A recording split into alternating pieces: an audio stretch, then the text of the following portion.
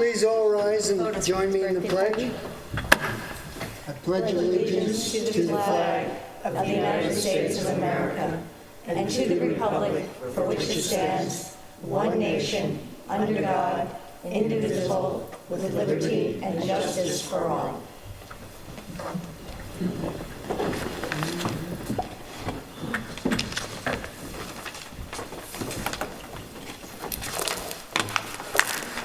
Well, welcome everybody to the April 24th board meeting. As usual, we start off the meeting with public comment. Did anybody sign up? Susan Stevenson. I did. Just one. Are you ready? Yes. Oh, God. No, I'm not. Do you live here? Susan Stevenson. I live in the village. I came because I went to Munns Point. Someone mentioned to me that they went to Munns Point and they couldn't park because there were construction vehicles taking every parking space. So I called the enforcement, and then I went, and I had the same experience. And I talked to the enforcement officer, ordinance officer, who told me that he wasn't the right person to talk to, that if you park on the side of the road, you get a ticket, which would be the only choice to do once all those spaces are taken all day long. And I don't believe it's the intention of the village to have a public access recreation area closed off because the parking is abused. From May 15th till September 15th, a sticker is required. But it's not May 15th, and it's a whole year long that I go out there. And I just think these are the kinds of situations we're encountering, I know. And I was wondering if either you could put like a 2-hour limit, or I don't know how you could handle it, but I just don't believe that people should be enjoined for the rest of the year from parking there because somebody's doing something and has service vehicles they don't want in their big driveway the rest of the year. That's all I have to say. Yes. There's a house being worked on pretty close. But there's always going to be a house, take it from me, there's always going to be a house being worked on out there. So it's not it's not just a one-off.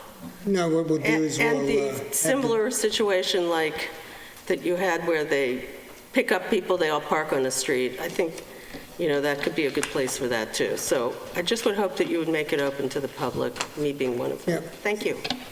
Well, I think what we've done in the past is they've gotten a special permit to park at Cooper's when Cooper's not really open, and then they shuttle them down to wherever they're working.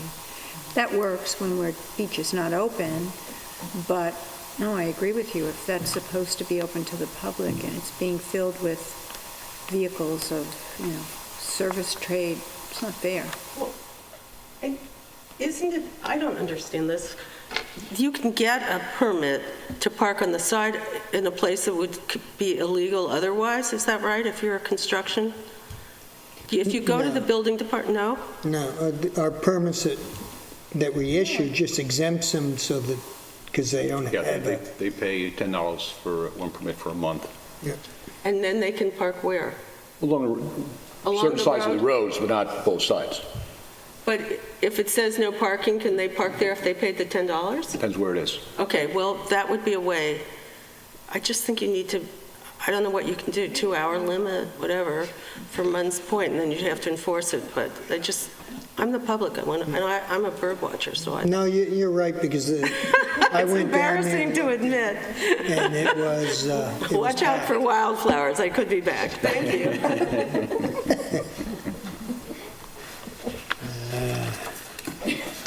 Anybody else with a comment? Okay, so we move ahead to board presentations. We had one for a dog parker, but I don't believe she's here. No, she would have postponed that till May 10th. Okay, so we then move ahead to Gin Lane Restoration. I got moved up.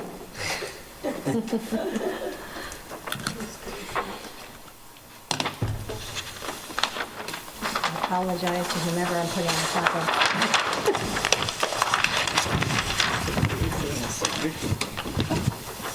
Did I miss anything good? Pledge. We just started. That's usually the best part. Good evening, Melissa Dedovich, Peconic Environmental Associates. We're back with a couple of revisions per the directive of the board at the last meeting. We're all scheduled to be heard in front of the Zoning Board of Appeals this Thursday night. We have also provided this plan as well as the older plan to Chick Voorhees, and I got some feedback from him last week at the work session. So I just wanted to point out, be this very quick, the revised plan now removes 6 serviceberry. These are the trees that everybody's looking at. We removed 6 of them through the swamp here. So really, we only have the 1. So they're like bookends here, the 3 serviceberry here. We're going to rehabilitate the 3 trees there. Originally, we were going to remove them. And we believe that if we take off the porcelain berry, the capra and everything, they've lasted how long over there? We'd like to give them a chance. So we only have really 1 tree here, 1 tree here, and the 3 at the bottom. We've also added to the plan about the irrigation being from a municipal source from a private adjacent property owner, Charlie Ayers. As you know, he's provided a letter saying he's willing to provide that service. The 2 areas, limited areas of Japanese knotweed are now called out. As is, we've now given the maintenance and the eradication plan here, the Japanese knotweed Phragmites management plan, and a time frame. And we also added a note that I believe we said at the board meeting too, is that there's a note that actually says we will replace any of the shrubs and plantings if they fail. And that's, what did you just say, Miss Beck? I wasn't opening this, it's making too much noise. It's okay.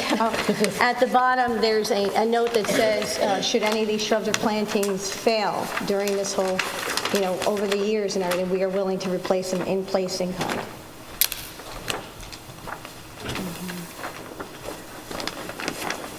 Melissa, could you, I'm only going based on some of the discussions that held by the zoning board at the work session, questions asked, and I know we didn't have something in writing on the management plan before. Could you explain the process of the management plan?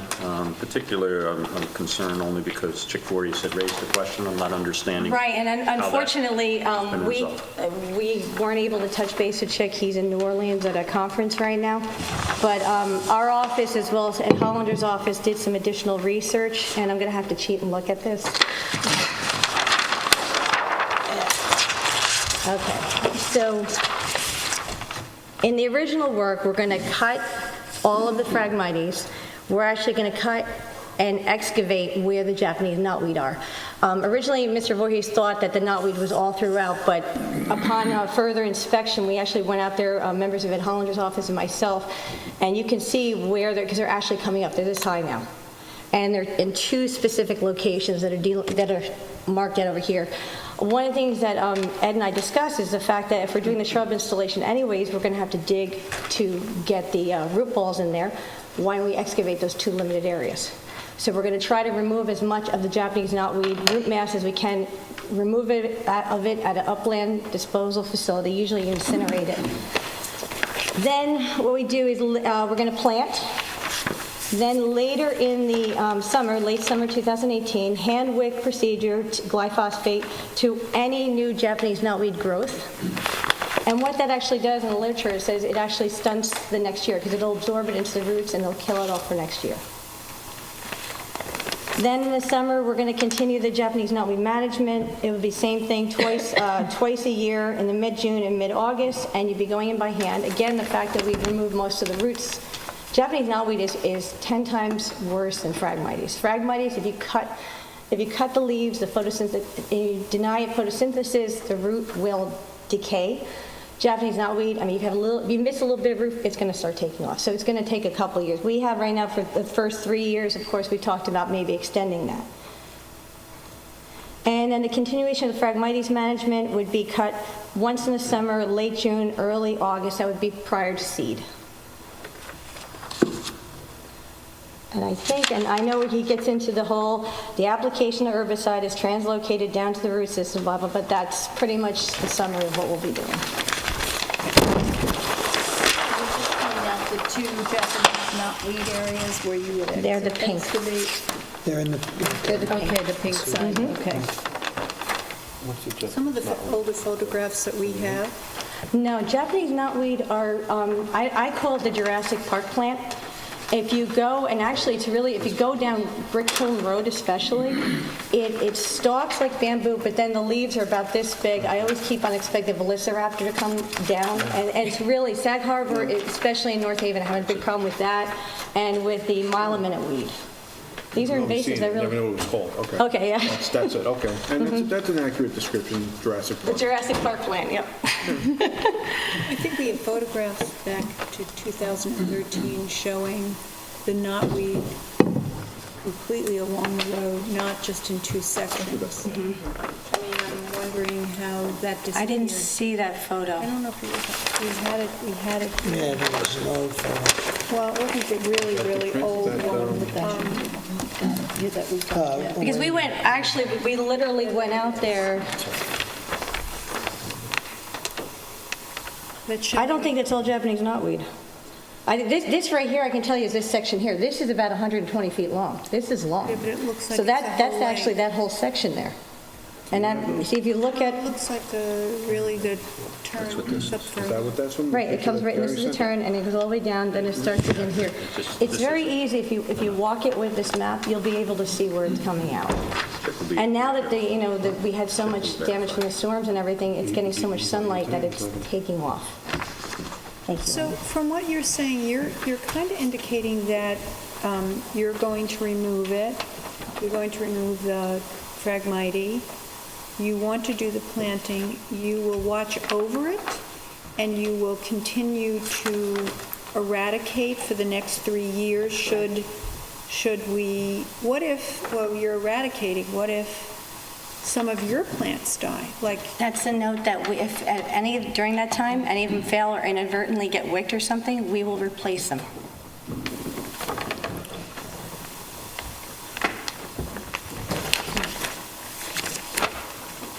And the reason why we want to plant, and Ed Hollander did some research on it, as well as I did with the DEC, is that you want to have the native plants out competing the Phragmites and the Japanese knotweed that's trying to reestablish. So you want this to start not keeping them shaded and be ahead of them and be taking the nutrients and getting the sun. And eventually, what we're hoping for, again, this is, we've had very good luck in the past doing this work. Everything's always trial and error. Is we're trying to get the native plants reestablished that they will just take over. The other thing that the board had asked for were renderings. You should each have one of these? we do Yes. have Okay, perfect. So if you look at the map, starting from the south, and I remember, it's so funny, because aerial is taken from about 2 years ago. You can actually see the two trees, which are now covered with the invasive vines. We would like to rehabilitate those two trees, and that's also where the pussy willows and everything will be. That's right here. Melissa, can we put one down for Charlie, Oh, and then you can use yours for a diagram? I'm sorry, Charlie. okay.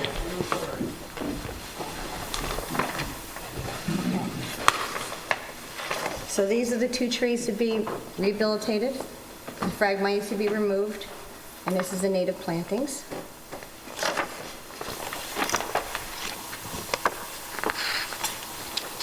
The second page, I'll try to put it over here. That's that tree right here, the existing tree. So we'd like to, we're going to rehabilitate that too. And it has some vines actually in pretty, it's okay, it's in okay condition.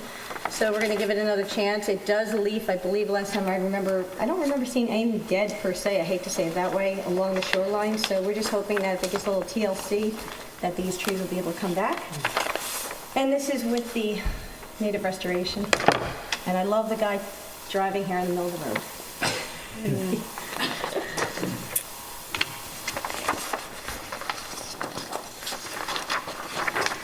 And this is another shot. This is the same tree that we saw in the previous picture with a little bit of this tree over here. And that gives you another idea of planting. And then this one is taken further up in, I believe, this area. This is that tree, yes. And where there's no trees, oh, actually, no, it's right here. And there's going to be a tree planted there, as well as those shrubs.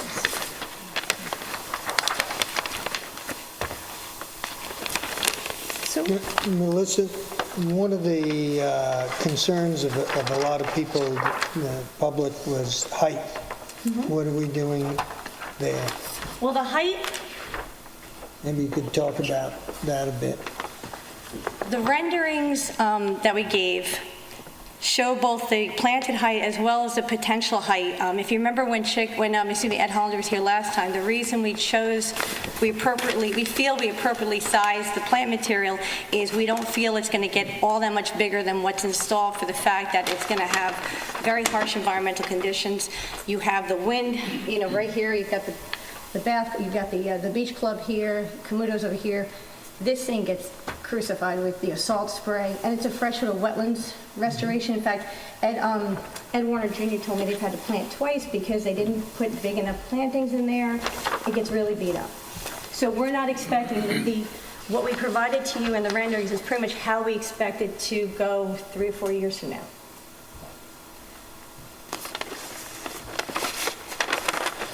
I think one of the things that I'm struggling with a little bit, and I think when I look at your plant choice and I look at what it would look like, to me, it's like a beautiful garden in a yard, in someone's yard. That's what I see. But what I also don't see is the lake. And I think that a lot of people, that has been the concern. They wanted the open lake vista. And at road level, I'm not seeing the lake at all. I think it's very hard to show in a rendering what's actually going to be installed there. So There are no breaks in this at all. No, There's- actually, you will see, you have to remember, this is in the middle of, it actually, you do see the lake through this. If you go through it, you can see the lake. And if you look at the perspective, like this, for example, this is on the other side of the road. If you're walking over on that side of the, see, we had to go on the other side of the street. If you're walking on that side of the street, you're going to see the lake. We just had to take it from across the street. So it's really, I believe, a perspective. If you look at the sizes that are actually on here, what's going to be planted, but we had to take the photographs from across the street.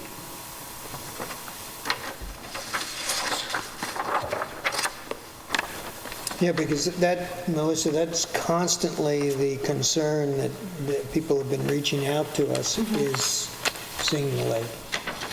I think you're going to have, this is going to be, you're going to be able to see the lake in some sections. I don't think you're going to have an open vista. We haven't had an open vista of the lake in over 30 years with the Phragmites and Japanese knotweed that have been taking over there. I think what this does is it provides, first of all, Lake Agawam in the last 30 years, the lake quality has really diminished, as we all know. And part of the reason, I'm sure this has not been helping the situation in Lake Agawam. So by installing a significant buffer here, you're improving the lake quality, and I would hope that people in the village would be willing to give away a little bit of view in exchange for having a healthier lake. Oh, no, the project concept and the buffer zone is fantastic. There is, I don't have a problem at all with that. But I do constantly hear we won't be able to see the lake. That's I an really issue. I think this is a test pilot. We don't know how well the plants are going to do down there. We're hoping, and we're willing to put our money where our mouth is, that they're going to survive down there. But we really won't know till we try. If we go smaller, we have less of a chance of success. And I've talked to the town trustees about this. I've talked to a couple other landscape architects. It's just the nature of the area down there.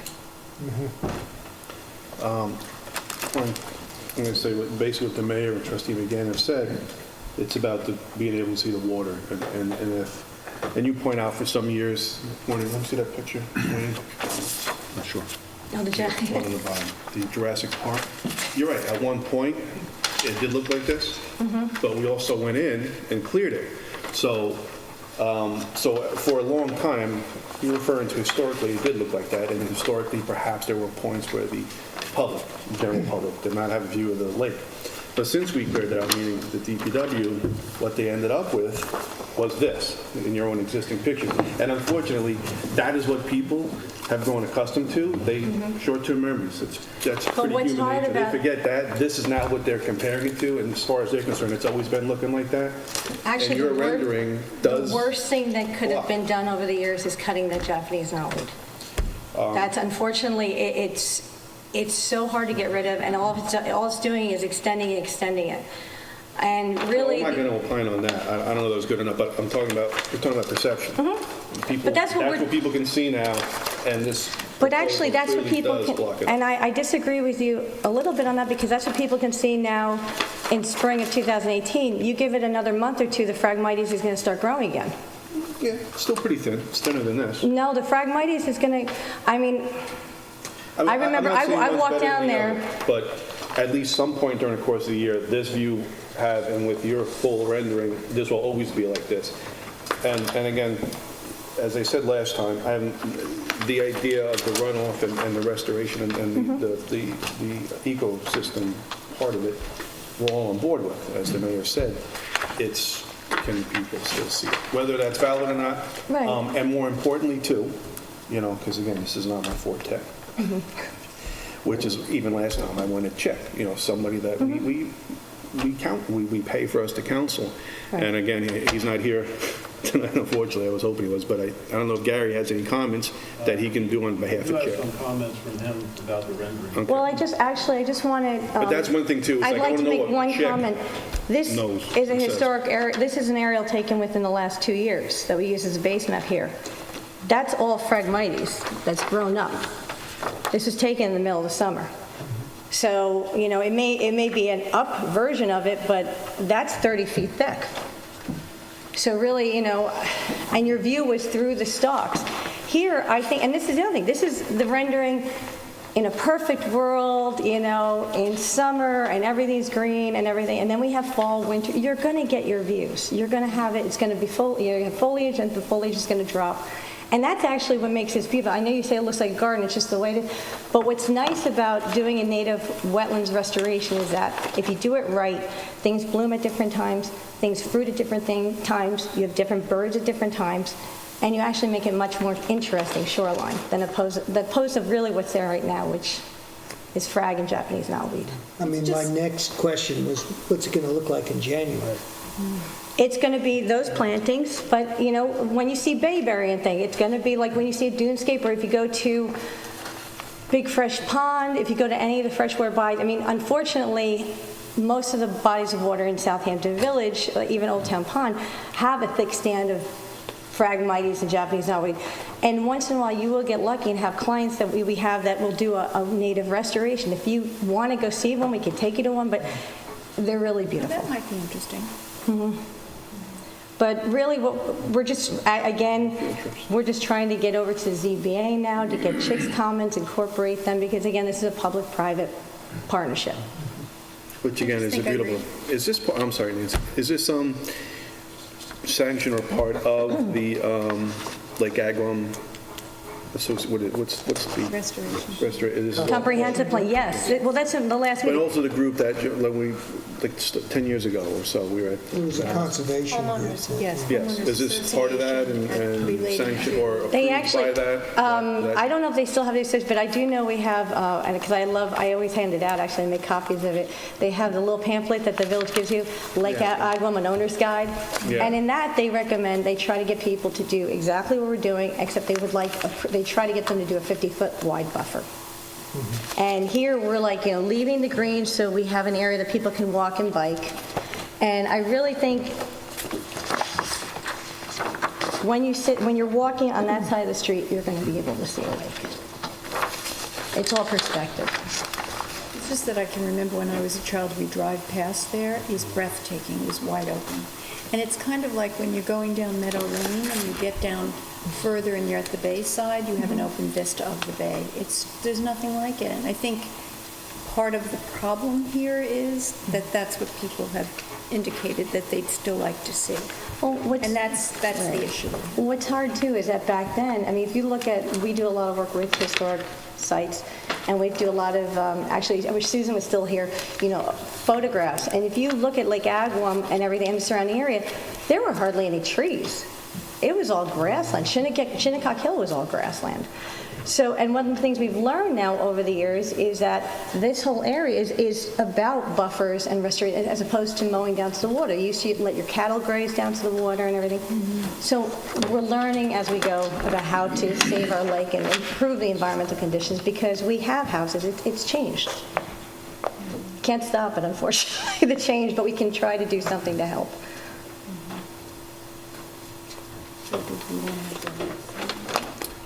Yes. Maybe Gary? Just, Hi. yeah, Chick, Gary Gillespie, DPW. Chick reviewed the plan. He shot me an email this afternoon. Says, it is recommended that the village board consider the aesthetic, environmental, and maintenance aspects of the proposed plan and move forward only if it's satisfied that the plan is in the best interest of the village. The visual renderings appear to confirm that views of the lake will be blocked by vegetation in the planting area.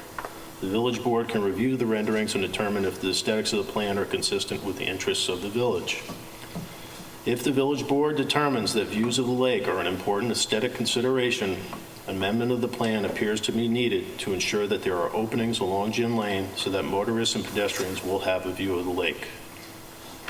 He goes on to say the proper management of invasive plants with expressed concern that one season of cutting followed by immediate planting would not provide an effective means for controlling invasives due to intermingling of invasive plants and newly planted native species.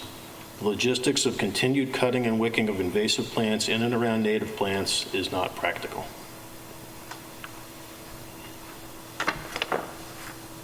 And again, we haven't had a chance to talk to Chick about this. When we met at the work session, I called him 3 times to discuss this. I don't think he realizes about the excavation now, the knotweed. And also, we have successfully done this work, and as we've talked about before, this could be a pilot. But we've had landscape architects. When you do what I do for a living, you're going to find different ways of doing everything. And sometimes, again, like I said before, it's trial and error. This is a trial and error that's not at any cost to the taxpayers. No, Melissa, I think your project, we're on the right road. I just think it needs a little tweaking because the overwhelming response constantly is view of the lake. And they aren't looking for a full view of the lake, but they're looking for a, variation in landscaping so that they can look out and see. I think there is undulation. I think until we install it, you're not going to really see it. You're getting snapshots. Yep. And I'm really concerned that if the board does skip, that the neighbors will just not do it. Because they have done their research, and it's a significant cost to do a good thing, give a gift, and they don't want to impede what they've been directed by their experts is the best way for success. So I'm kind of caught between a rock and a hard place right now because I agree with them. And after discussing with Ed Warner Jr. and what their experience was on that side of the lake and how many times now they've had to replant twice. You go too small, they die. You mentioned trial and error. If we go along with this as prescribed by you, No, and it Ed does, Hollander. You're here, Ed. And if it does grow into a wall, what do we do then? Are we then able to go in? And That's at your discretion. This is what we're proposing. This is our maintenance. We're also hopeful, again, about the outcompeting. The literature I have read, and I don't know if Chick has had a chance, I know he said he's going to do some research, is a fact about getting the natives in to try to reestablish. We do understand it's labor intensive. That's why the maintenance plan that we offered the board that we'll be updating actually to address now the Japanese knotweed excavation is labor intensive. We've done this. I mean, I don't want to, out of steps, mention certain clients and everything because they've done their work. They don't necessarily have to be put on in the paper. But there are different ones in Cooper's Pond, I could give you, well, I'm not down on the There are validity of that. I mean, examples, there are some of the examples people doing the work, of trust me, larger, I larger don't question. shorelines restorations on private property in the village that have been successful. And it was done with a removal and planting same season. Was it? This photograph is what it's proposed to look like, right? Correct. And what is this? and That's the how- pussy willows. And they're starting at I the don't mean the willows. tree. No, I'm not pointing at the trees. No, I'm the not worried willows. about the trees. The white stuff? The white stuff of the willows. Those are smaller, those are pussy willows. They're about that high.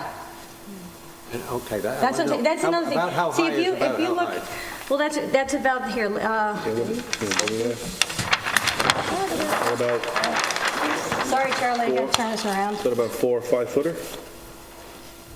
Top to bottom?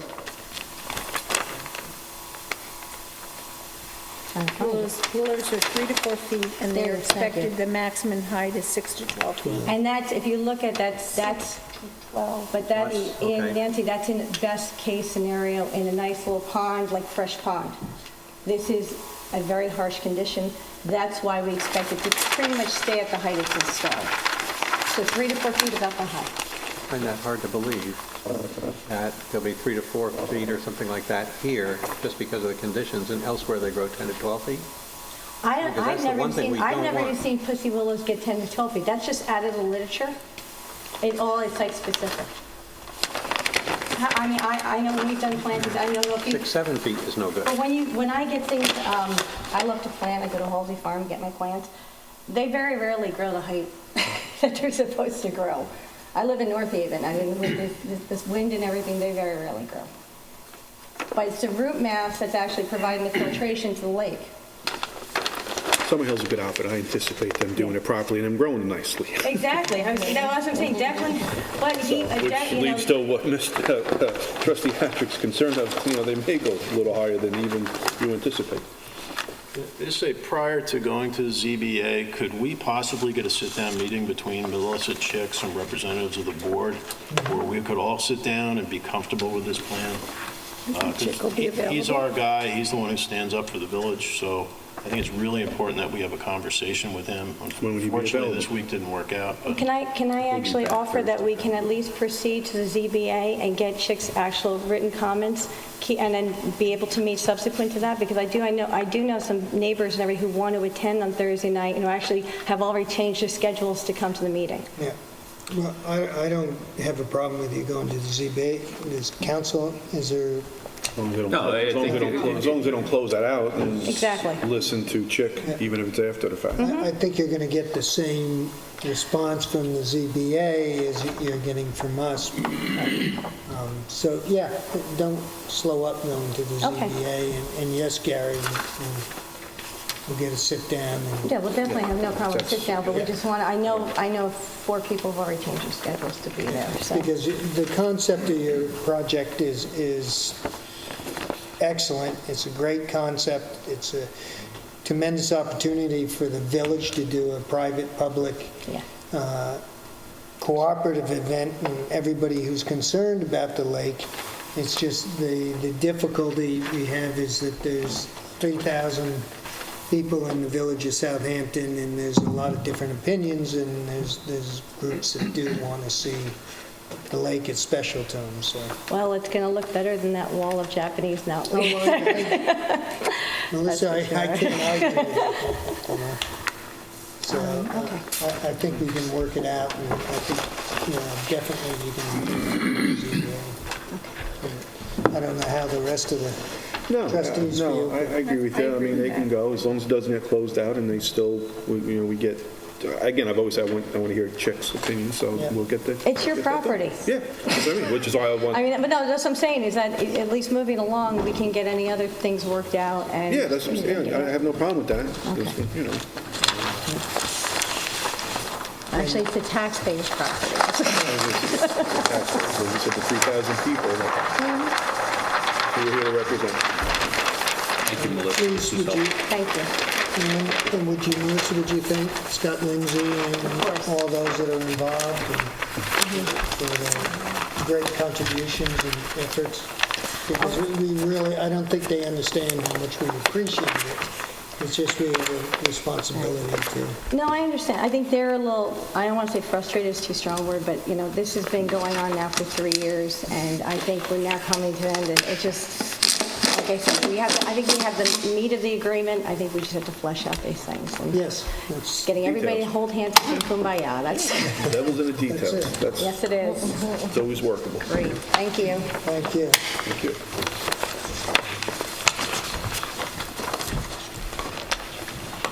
Public hearings. We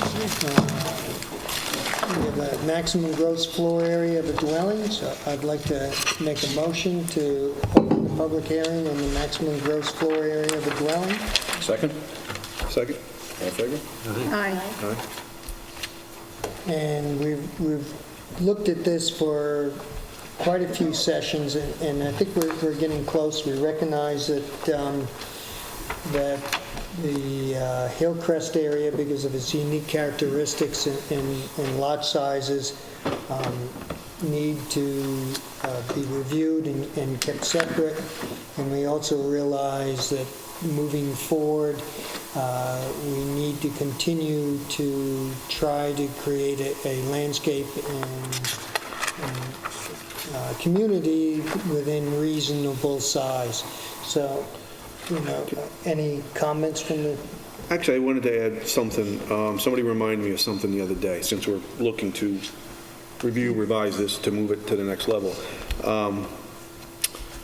Somebody pointed out, I don't know if anybody else has ever noticed it, a lot of these houses that have been done, and correct me if I'm wrong, a lot of them have these staircases, stairwells that go down into their basement on the side, and they seem to like actually be along the property line, and are they not part of that configuration with the setback, or are they? I think they're supposed to be. Because a lot of them seem to be, that have recently been built, you know, whatever that setback The stairways have is. gotten bigger because they need the egress and regress because So, they're using them. yeah, and I see a lot of people, you know, and it doesn't seem to, somebody said that's exempt from the setback configuration, I'm not sure.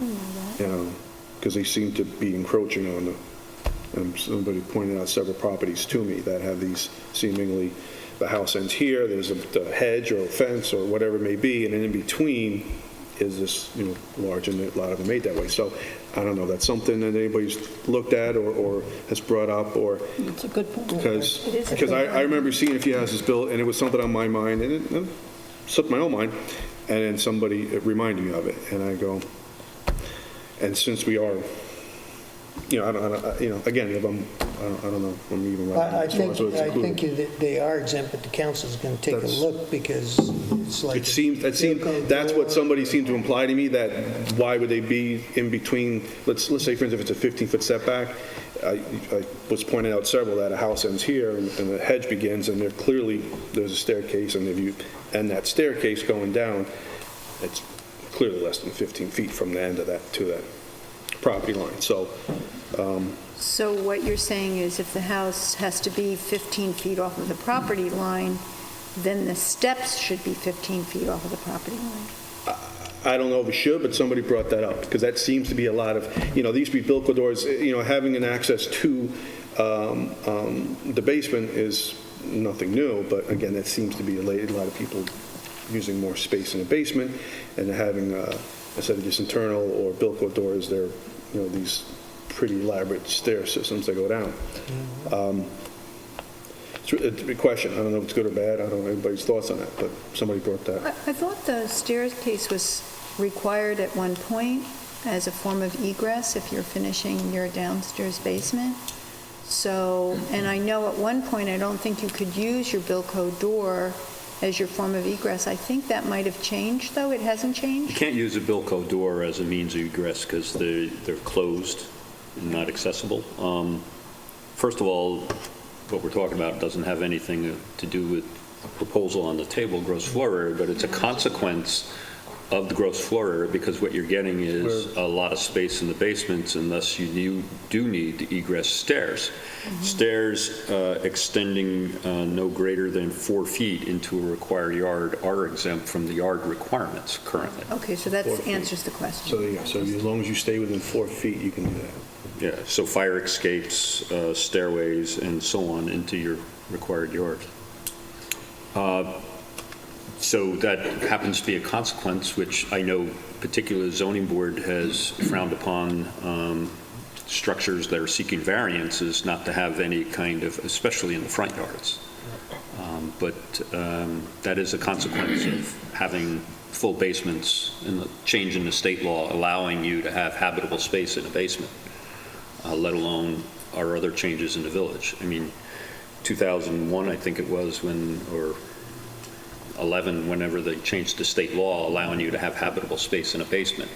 That's a consequence of that change in the law. Now everybody is, converting their spaces in the basement to habitable space. So you need that ingress and egress.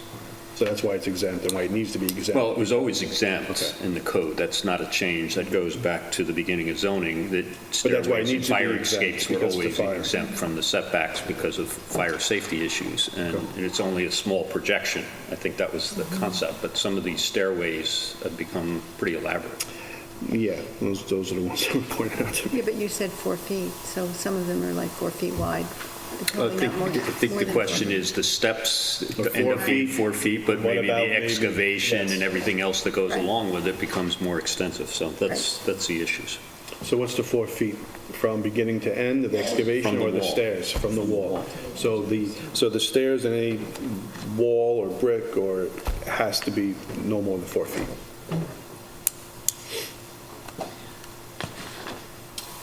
Yes. Yes.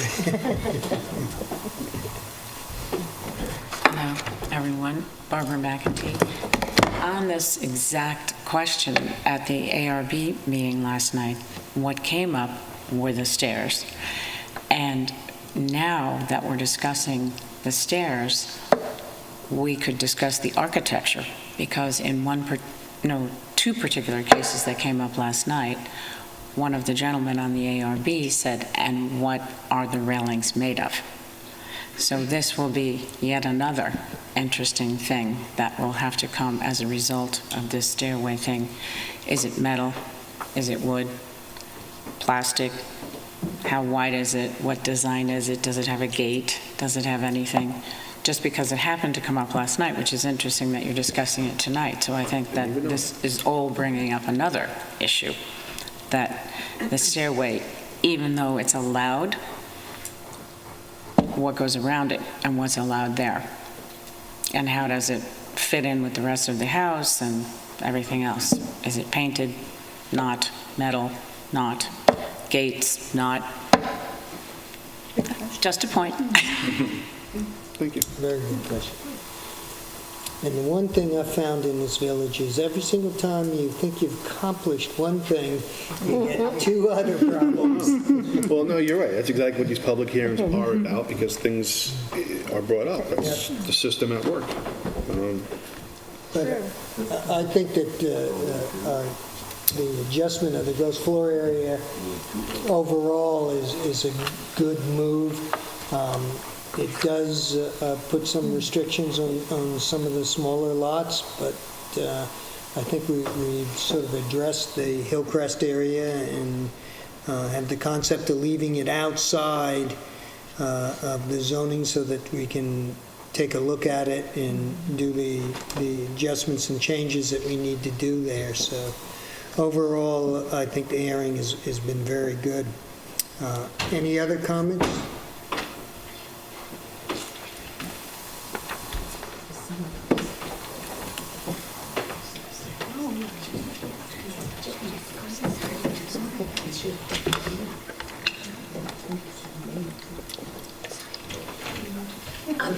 Christine Sullivan Whitker. I just had a question about generators when you were talking about side yards and the 4 feet from, for stairs. And I just wondered where generators fit into that, how close they're allowed to be the property sides, if that has any, if they're considered air conditioning. Sort of setbacks. I could research it for you, but No, I just was curious because I do know some people that after things are approved and built, that suddenly there's a generator that's, there are setbacks for generators. okay. Kind of Just like there's setbacks like an for AC unit, units. so, right, I would imagine. Any other comments from the trustees? No. So what are we looking to do then? Because obviously change the mate, so we'd have to, you're looking to close the current one, then open a new public hearing based on? Yeah. So what the board has in front of them, based on the comments, particularly at last meeting, is a revision to the local law.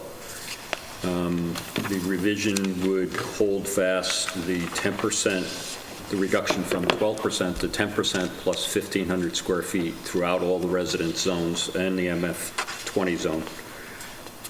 However, the applicability of this law as to the R75 zoning district north of the railroad in the Hillcrest neighborhood is specifically would not apply. This amendment, this local law would not apply to that district as you continue to further study that. You could, after further study, find that this actually is something you want to do in that district or not.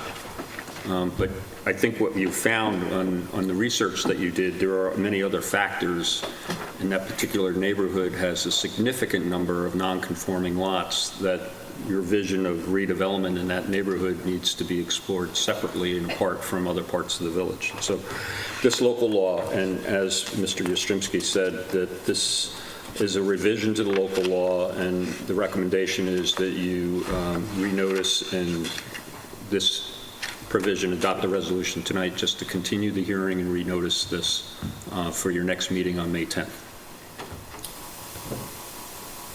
I'll make that motion unless we have further comment. Bonnie? Looks like we got an incumbent. We're going to change it again, Bonnie? No, not at all. Hi, it's Bonnie Cannon, 54 Miller Road, Southampton, and I just wanted to follow up from the last time that I came up, and Shonda Campbell is here tonight. She is our neighborhood community head person in the Hillcrest area, so she's here with us tonight. I was just asking her about the date, and so she said that they were looking at possibly the 30th of May or the 1st. The 30th of April or the first Monday in May.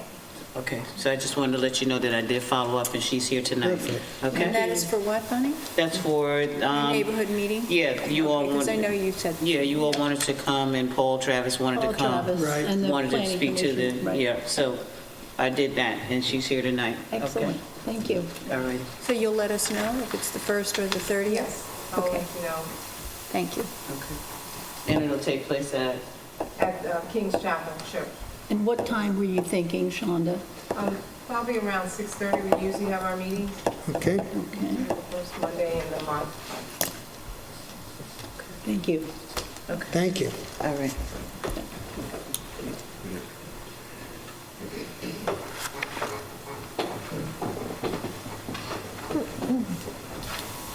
Good evening, Fred Weinfurt, Roscoe Drive.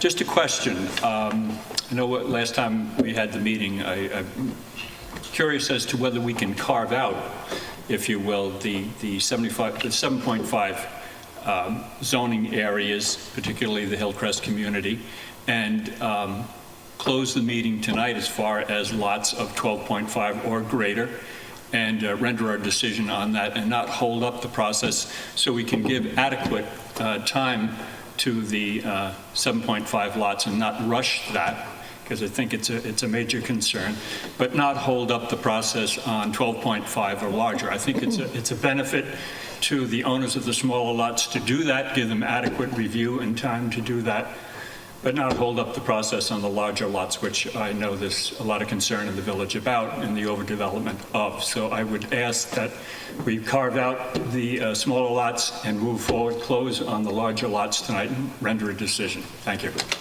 That is actually what we're doing, Fred. We are carving it out, but the process is, since it's a public hearing process, we have to, so we're doing what you asked, but we can't close out that part, just can't happen. We have to bring it into the next meeting as part of the public hearing To give process. notice that this is the We have intent? to read Yes, To the so intent. to renotice and go on. So what you just asked, carving it out, that's exactly what our Okay, counselor but just said we notice would has do. to be given. Correct, that's Got the it. protocol. All right, thank you. You're welcome, thank you. So with no further comments, any other comments? Any comments from trustees or? So we have to close the current hearing? Yes. I'll make a motion to close the hearing presently. Second? Second? All in favor? Aye. And I'll make a motion to reschedule this for May 10th, May 10th. 6 o'clock. Second? Second? All in favor? Aye.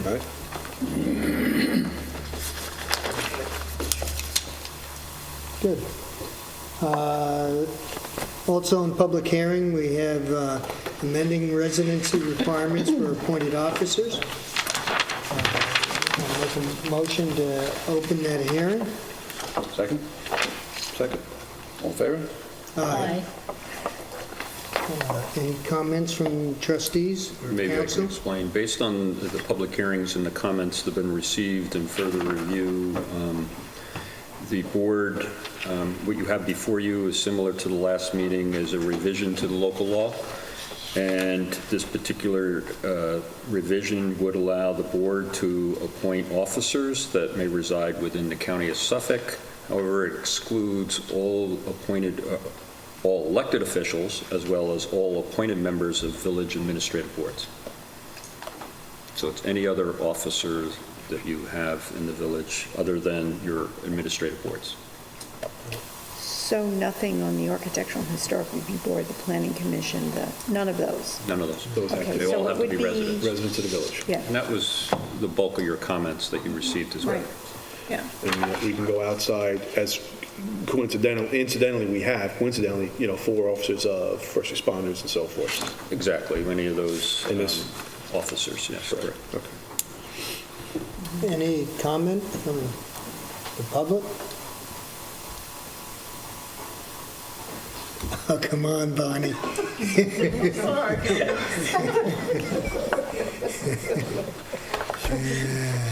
Forever hold your Sit on the peace. outside. Bonnie Cannon, 54 Miller Road. Just so that, for me, and I know probably for a couple other people, I'll speak for a couple other people out in the audience, just so that we're clear, the other offices where you are able to go outside, could you just list those? I know you said first responder, you said, what other areas are we talking about? Counselor? You have Fire Prevention Board, the Ambulance Board has officers, commissioners, chief, vice chief, things of that sort. They're technically officers, and under the current code, it could be construed that they have to be residents. And in particular, some of those entities transcend the boundaries, the ambulance districts or fire district volunteers, and a lot of them are volunteers. So that's one area. You have the treasurer position and a few others. I don't have them in front of you, but so for example, we have one commission where the statute already provides, for example, the Veterans Events Commission, which is all volunteers. Our statute already states that they can be residents of the county. So we're trying to create some consistency, and so many others. There was a thought that the village engineer or the administrator or code enforcement officers, but there is case law that indicates that they're considered to be employees, not necessarily officers. So, but this clears it up in the event that all the administrative boards, the ARB, the zoning board, the planning commission, and the planning board, all have to be residents and continue to be residents. Right, I just didn't know what those other boards were, and I just wanted to have a list. Thank you.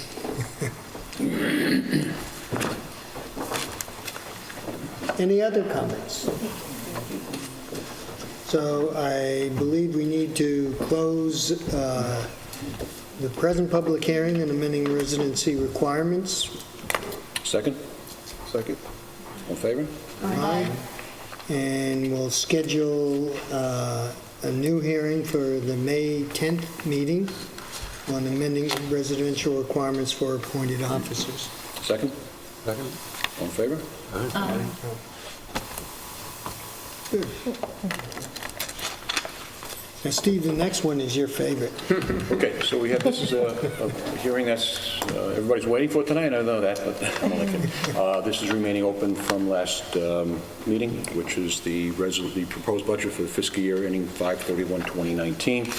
As I stated at the last meeting, it's an increase of $938,000, which is a 3 Steve, point... can I just suggest reopen the hearing? Okay.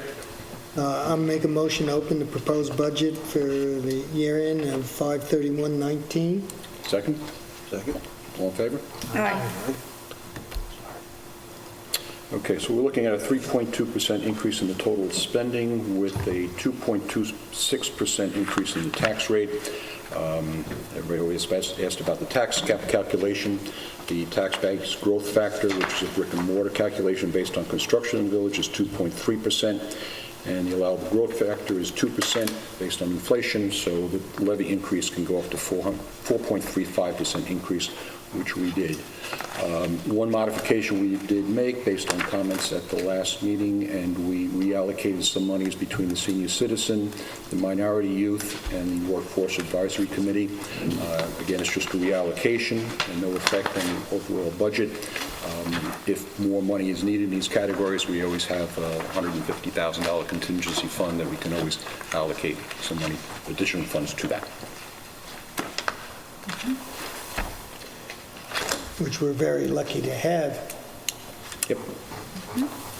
Hasn't there been a positive trend in what because of recovery in the markets themselves, the equity markets, hasn't there been a positive trend for us, what we have to contribute to With regard the to mandates? retirement? Yeah, retirement. So that's, because that's really what, Yeah, I mean, we really got put in a sling Right. because of the market downturn, and us and every other municipality had to pony up to cover those shortfalls. And that just doesn't stop every day after that. It stays, and now there are some slight reductions, but we still... Yeah, I mean, the state retirement established. The state retirement is only going up $5,500. The police retirement is actually dropping $3,500. And also our workman's comp, too, is starting to go Workman's the other comp, direction. we're dropping that $50,000. As you know, we've been working on this for the last 4 or 5 years. We've been experiencing monumental increases in the workers' comp, but we renegotiated 2 of our budgets with respect to employees can only go out 90 days on full pay, and then they're off onto the workers' comp rate, which obviously significantly reduces the time out, and that's affecting both the police budget and the civil service employees' budget. And again, going out through positive discussions and working with our contracts. And we do quarterly, like we had one today, we do a quarterly safety meeting. We bring in, consultants that tour our buildings and note any deficiencies. We institute a series of checklists with respect to safety procedures. And also, when somebody unfortunately does get injured, they go through an extensive checklist of why, and could something be prevented the next time something like that would happen. What caused the accident. And not good, it's working. We can actually see more Oh, yeah. increases as we go forward, as long as these are implemented. And what's going to happen, not this year, budget year, but the next year, there's a rating system on the claims, and they look at the last 4 years of claims, and they rate that. Our largest year of claims was $500,000. That will drop off next year. And this year to date, so far, as we have $65,000 worth of claims, which is fantastic, as long as it keeps going. Knock on wood. Yeah. 2 more months to go. Thank you, CPA. And thank you, Steve, for all the work you've been doing on that. Workers' comp can be very frustrating, I know very well. Any comments from the public? Yes. It's not about that, but I just want to know when I can come up and talk about Moses Lane, the park. Oh, okay, that's, Be a discussion later. yeah, there's this discussion coming up, so. Okay, good, thank you. Yeah. Any comments from the trustees on the budget? Made motion, good. Steve did a great job. And the departments, they all participate. Yes. And you had equipment purchases this year where you got fairly good discounts because you aligned with the town. Right. and Yeah, did a great yeah, a job. few years ago, we aligned with all the departments, both, first responder, fire, the DPW, and large, what's it called again? Piggybacking. Through the entire state numbers, so not only has the pricing been good, but Give Gary credit for... yeah, no, I remember when it first brought that to our attention, so not only is it get good pricing, it's expedited the process of the purchase. So there was always a lag time to get equipment, and that would be a budgetary issue because we'd have to order it maybe within one budget and it would be delivered in the next. So that did twofold. It got better pricing, but it also sped up the delivery time of the six. Yeah, it takes a tremendous amount of coordination, and as Rich pointed out, Gary's been very good on doing piggybacking on government purchases, which really, if you pay attention to it, can save you a lot on any of your larger purchases. And then again, there's been a big push in the county on shared services, which we've done some, but not a tremendous amount of shared services with other municipalities, although I think we've always done shared services regardless of, being requested to do so. With that, I'd like to make a motion to accept the proposed budget for the year end of 5/31/2019. But we have to close first, right? We have to close it? Close the hearing. Okay, I'll make a motion to close the hearing on the proposed budget of 5/31/2019. Second? All in favor? Aye. And I'll make a motion to accept the proposed budget for the year ending 5/31/2019. Second? Second. Roll call vote. Trustee Yaz? Aye. Trustee Allen? Aye. Mayor Irving? Aye. Trustee McCann? Aye. Trustee Hatcher? And aye. So moved. All right, boss, your first budget. Don't blow it. With no communications to the board, we have suggested resolutions. Item 1, resolved that the reading of the minutes for the public session of April 12th be dispensed with, and that those minutes be accepted as filed by the village administrator, that the actions taken at that meeting be and hereby are ratified and approved. Have a motion? So moved. Second? Second? All in favor? Aye. Resolved that the claims to warrants dated April 24th, 2018, totaling $610,329.14, warrant 17 general fund, $136,880.14 capital reserve fund, and $213.33 warrant 11 trust fund be ordered and approved. Have a motion? Make the motion. Second? Second. Discussion. Item 1, admit computer services, Suffolk County PD interface, $5,100. Alliance System Integrator software update and services for the security cameras, $10,955.94. Sir Timlin Adler and Hyman's certiorari proceedings, $1,500. Page 2, William Culver and Avery Dennis, $1,000 apiece for fire department medical reimbursement for volunteers. Page 3, fluid imagery consulting fees, $2,942. Jonathan Ford, Fire Department Volunteer Medical Reimbursement, $1,000. Fundamental Business Services, court collection fees for March, $1,192.50. Walls LLC, PD uniforms, $1,505.26. Kyocera Document Solutions, copy lease payments, $1,196.03. More medical, ambulance supplies, $2,667.26. MITs for the Highway Department, $1,239.54.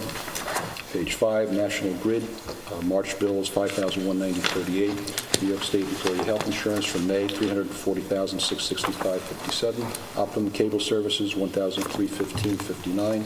Otis Ford Garage Parts, $2,675.87. People's United Bank, $122,340. This is the last payment on the World War I and DPW equipment installment bond. Pine Barrens Printing, beach permits and building inspector applications, $8,678.35. Pitney Bowes Postage, $2,400. PSE&G, March Services, $3,010.25. Rico's Clothing, Fire Department uniforms, $6,630.83. Page 7, Rosemar Construction, paving the O'Connell Drive parking lot, $58,181.03. TJ's Transmission Rebuild, $3,299.81. Page 8, Truck King International, dump truck repair, $1,975.41. Uline Court Storage Shelving, $1,543.95. Verizon phone bill for March, $3,852.82, and the wireless bill for $1,857.43. And James White Fire Department medical reimbursement, $1,000. Last warrant, excuse me, is the capital reserve warrant, Alliance System Integrators, cameras at Cooper's Beach, and the Fire Department access code control for 470 Hampton Road. Further discussion? All in favor? Aye. Item 3, resolved that the Board of Trustees approves the appointing the following individuals as election inspectors for the village election on June 15, 2018, effective April 24, 2018. Gina Arrester, chairperson, $25 an hour. Diane Fisher, $25 an hour. Georgette Chapek, $20 an hour. Gail Riesig, $20 an hour. Mariette Pincus, $20 an hour. Rachel Foster, $20 an hour. Betty Nichols, $20 an hour. And Jenny Fillinger, $25 an hour. All this will be 9 to 9. Have a motion? Make a motion. Second? Second? All in favor? Item 4, whereas that the Board of Trustees has adopted a budget for the fiscal year beginning June 1st, 2018 that does not require a real property tax levy in excess of the amount otherwise prescribed in General Municipal Law, Section 3-C, and whereas the village had adopted local law number 2, that should be of 2018, authorizing a tax levy in excess of the limit established in General Municipal Law, Section 3C, so therefore be resolved that the Board of Trustees hereby repeals local law number 2 of 2018 as provided in Section 4 of such law. Have a motion? Second? Second? All in favor? Steve, I have a question. You refer to local law 8 and 2 of 2018. What are the years of both of those? I'm sorry? What are the years of both of those? 2018. It's local law number 2. Right. Yeah, he corrected it when he read it. The 8's wrong. It carried forward as an 8 from a previous meeting, but it was Okay. It's 2. local law number 2. But the second whereas says local law 8 of 2000. That should be 2, number 2. Item 5, resolved that the Board of Trustees hereby approves that a valid beach parking permit must be displayed in or on any motor vehicle parked or standing in or upon the parking facility at Cooper's Beach during weekends and holidays from May 26, 2018 through June 17, 2018, and on a daily basis commencing June 23, 2018 through and including September 3, 2018. Have a motion? I'll make that motion. Second? Second. All in favor? Aye. Item 6, resolved that the Board of Trustees hereby approves the hiring of Nicholas Johnson as a grasshopper for the Parks Department at an hourly salary of $11. Have a motion? I make the motion. Second? All in favor? Aye. Resolved that the Board of Trustees hereby approves the hiring of the following as traffic control officers for the 2018 season at an hourly rate of $16. George Brown. I want to see how you do one of these names. What's that? I want to see how you do one of these names. Practicing all day. Kessie Gorey, Kurt Grodsky, Thomas Cummings Jr., Robert Murphy, Seth Moll, Kyle Kujansky. How they do? Okay, very good. All right. Close. Kevin Warren, Sarah Moll, Victor Esposito, Jolyn Buzubek, and Joseph Riccardi. Have a motion? So moved. Yes? Second? Second? All in favor? Aye. And the last one is resolved that the Board of Trustees hereby approves the hiring as following as seasonal police officers for 2018 at an hourly rate of $26. Greg Keglian, Andrew Kuttner, Nicholas Aquino, and Pablo Londono. Have a motion? I'll make the motion. Second? Second. All in favor? Aye.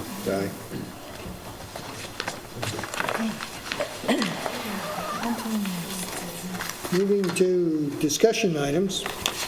The first discussion item is Lower Premise Park.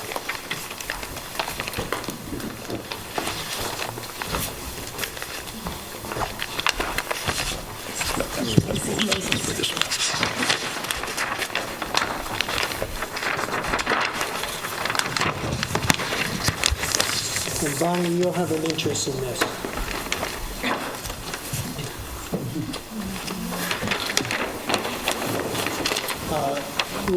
Lower Prentice Park has been designated as a park since 1969. 1969. And it's gone through a number of uses. There was a skating rink up there at one time. There was basketball courts. There were tennis courts. There were all sorts. There was a skateboard thing that they had up there for a while. And also, the area that we're discussing tonight was used as the impound for the police department for a while. But, yeah, well, I'm not going to say that. Being a park, we moved out the impound area to another area, and then we looked at what we're going to do up there, and the reality is the piece that we're using as an impound park was the original basketball courts. And the fence is up, there's asphalt that's down. Gary took a look at it and we decided that we really just need to level it out. There's drainage already there, and then address the parking on the outside of the area for the courts. And I know Bonnie's approached us numerous times wanting some basketball courts, and I thought this would be a really inexpensive, great opportunity. Well, nothing's inexpensive in Southampton, but it would be a great opportunity to provide those basketball courts at a nominal cost. Well said. So, I don't know if there's any further comments, or? No, I think it's, like you say, it's the compromise of trying to utilize our space wisely. This has been an area of controversy for several different reasons, but at the end of the day, it's using the space for exactly what it's prescribed for, park use. And it satisfies, one of the different things people, in addition to Bonnie, have been asking for years, different things, basketball or something, skate park, which it was at one point. So, yeah. Bonnie. Please.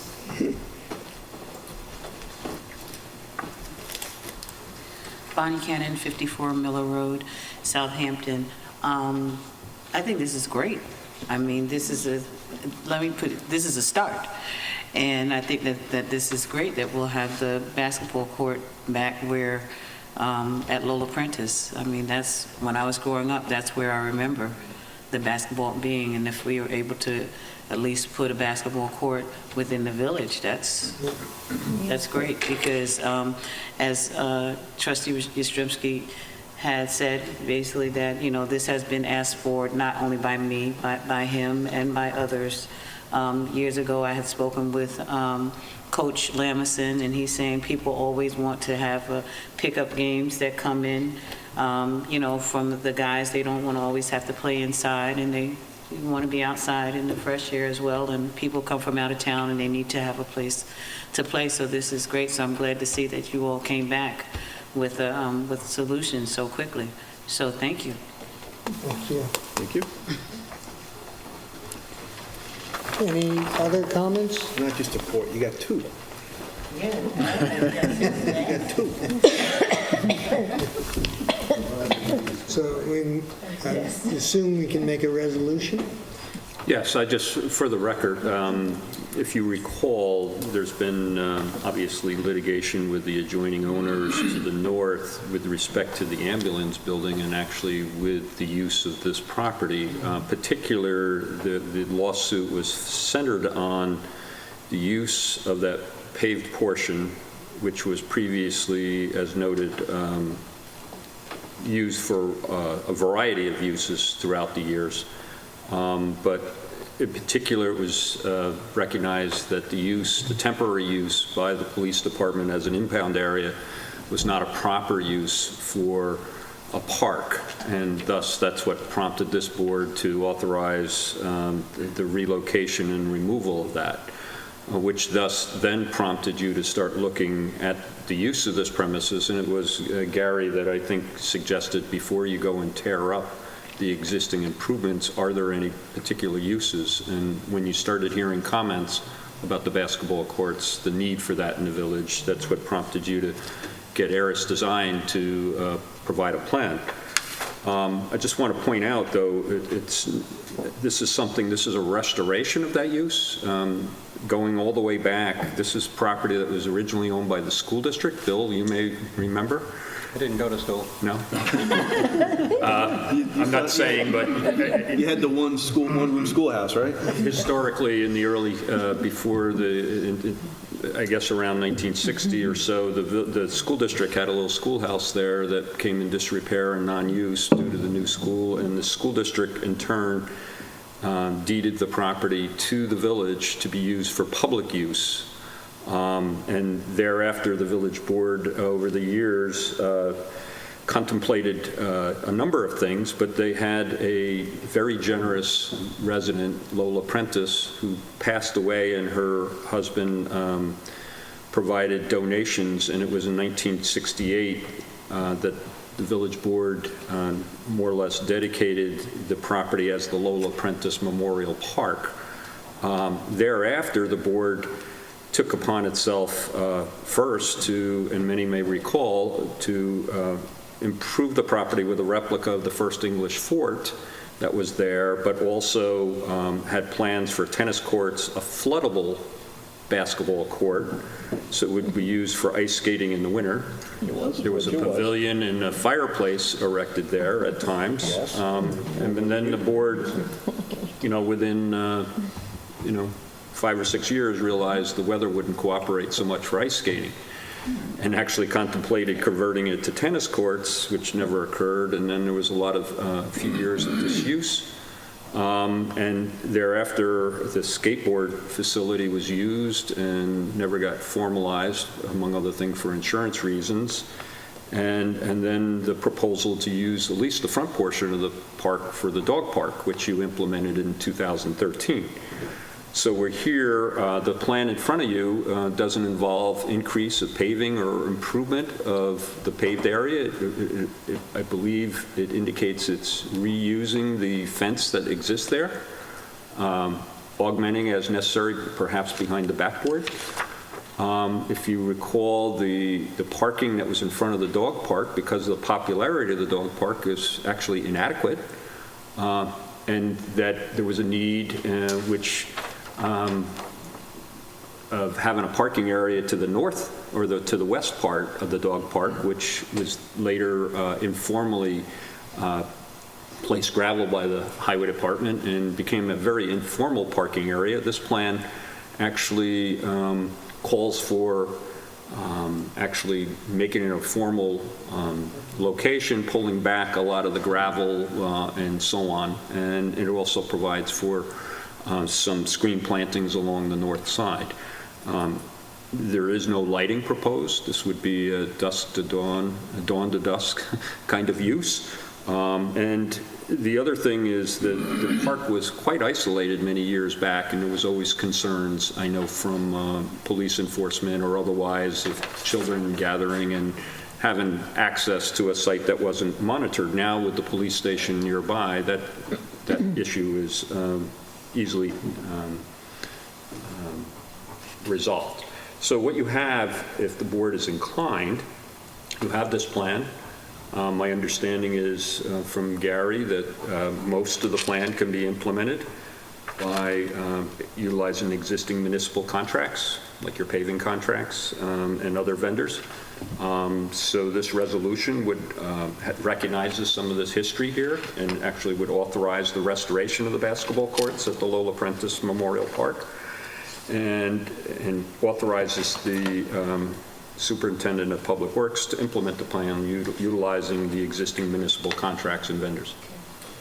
So because of all the thuses and therefores and wherefores you just said, Counselor, we can implement this and not have, and it doesn't, and the lawsuit current, as you started to mention, and what I referred to in the controversy, is a non-issue. Well, the issue in the lawsuit is that we didn't use the park. So the use of the park for the impound area is not a park and recreation use, and thus it should be only used for park and recreation use, and this is in fact a park and recreation use. So.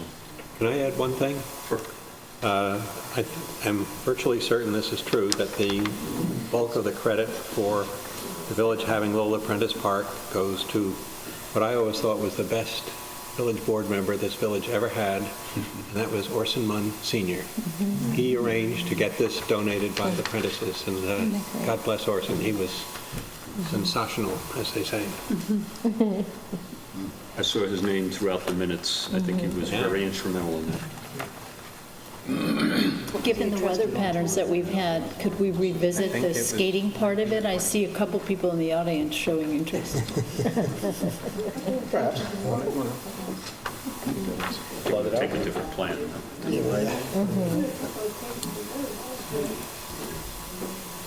So should we read all these whereases? You can if you want. Yes, I would recommend it. Okay. So I will read the resolution authorizing the restoration of the basketball courts at Lower Prentice Memorial Park.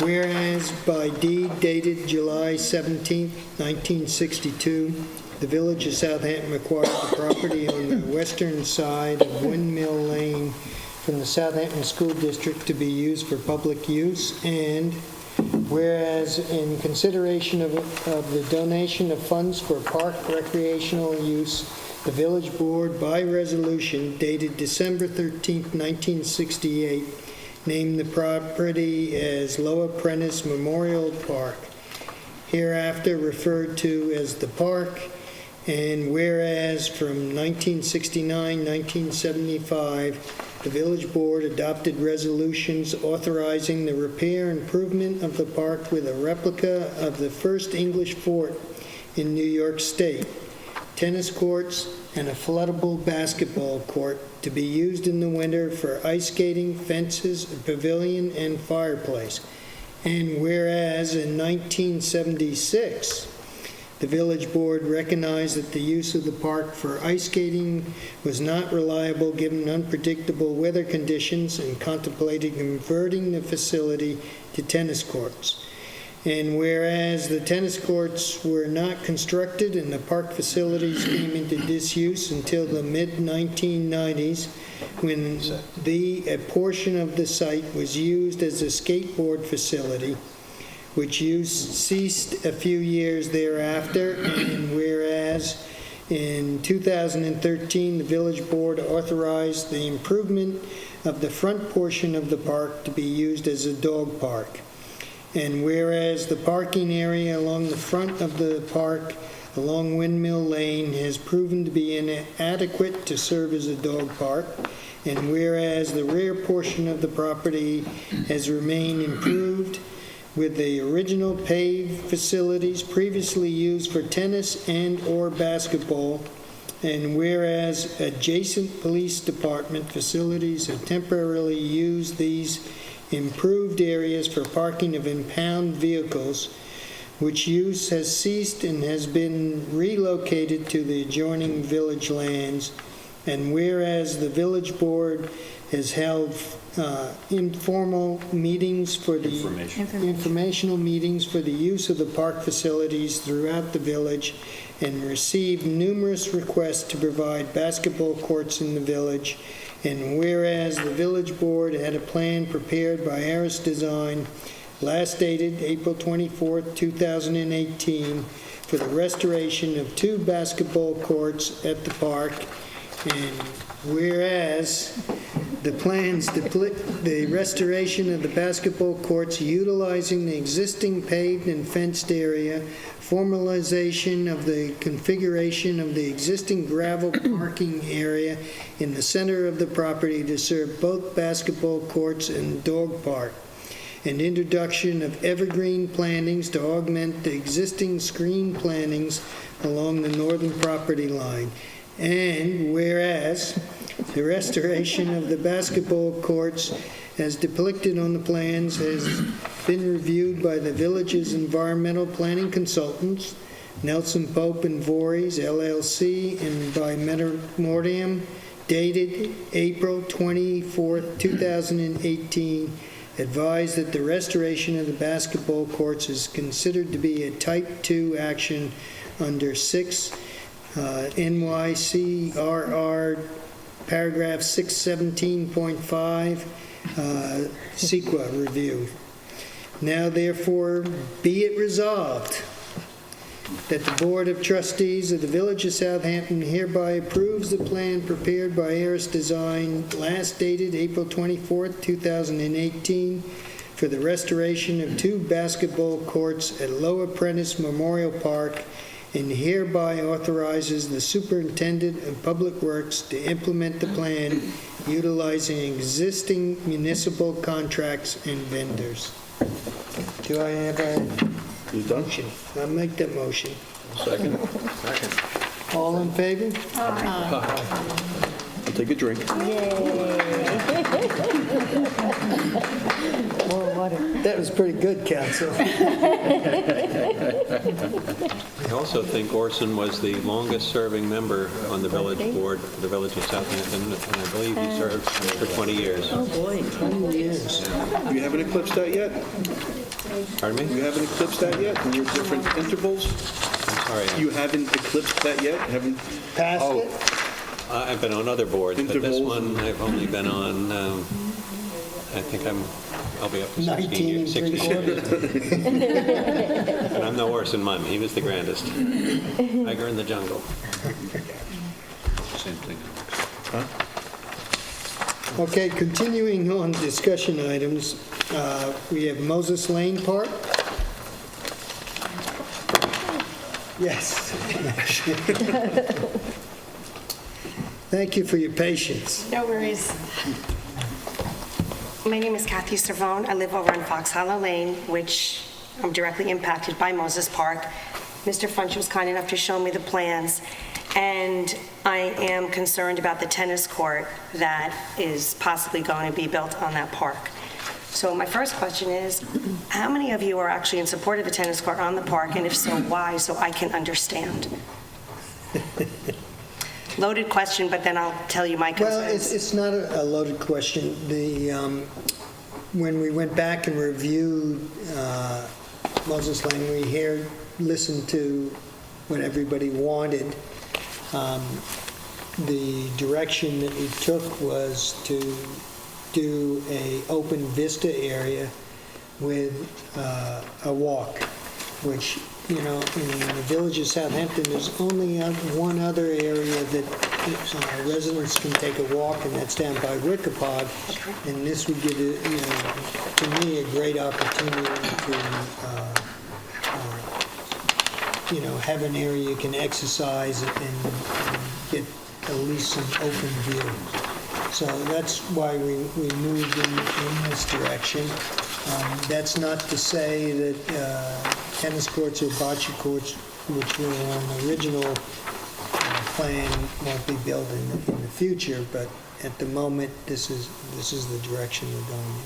Okay, well, Southampton Town, it has a park within half a mile of driving distance from where the proposed park is, Southampton Meadow Park, which is open to the public. It has a tennis court. It also has a small playground.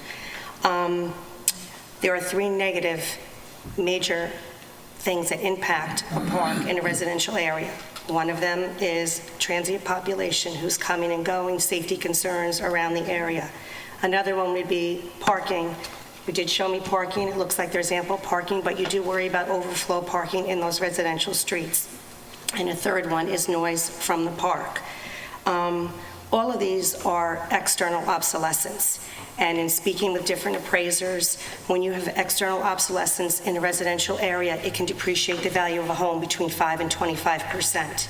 Aside from that, we have the railroad, which is 2 and 3 blocks, depending on where you live, which is external obsolescence.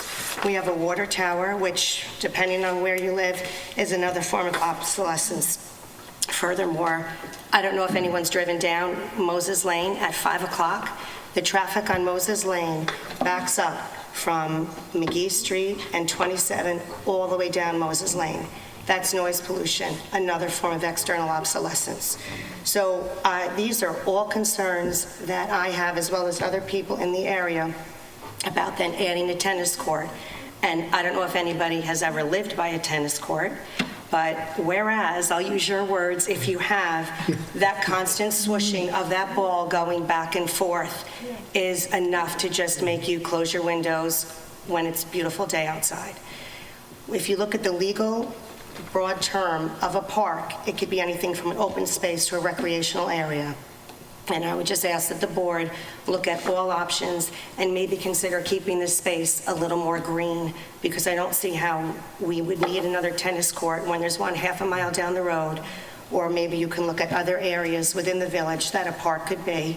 Bonnie, maybe we can take one of those courts and put a tennis court there.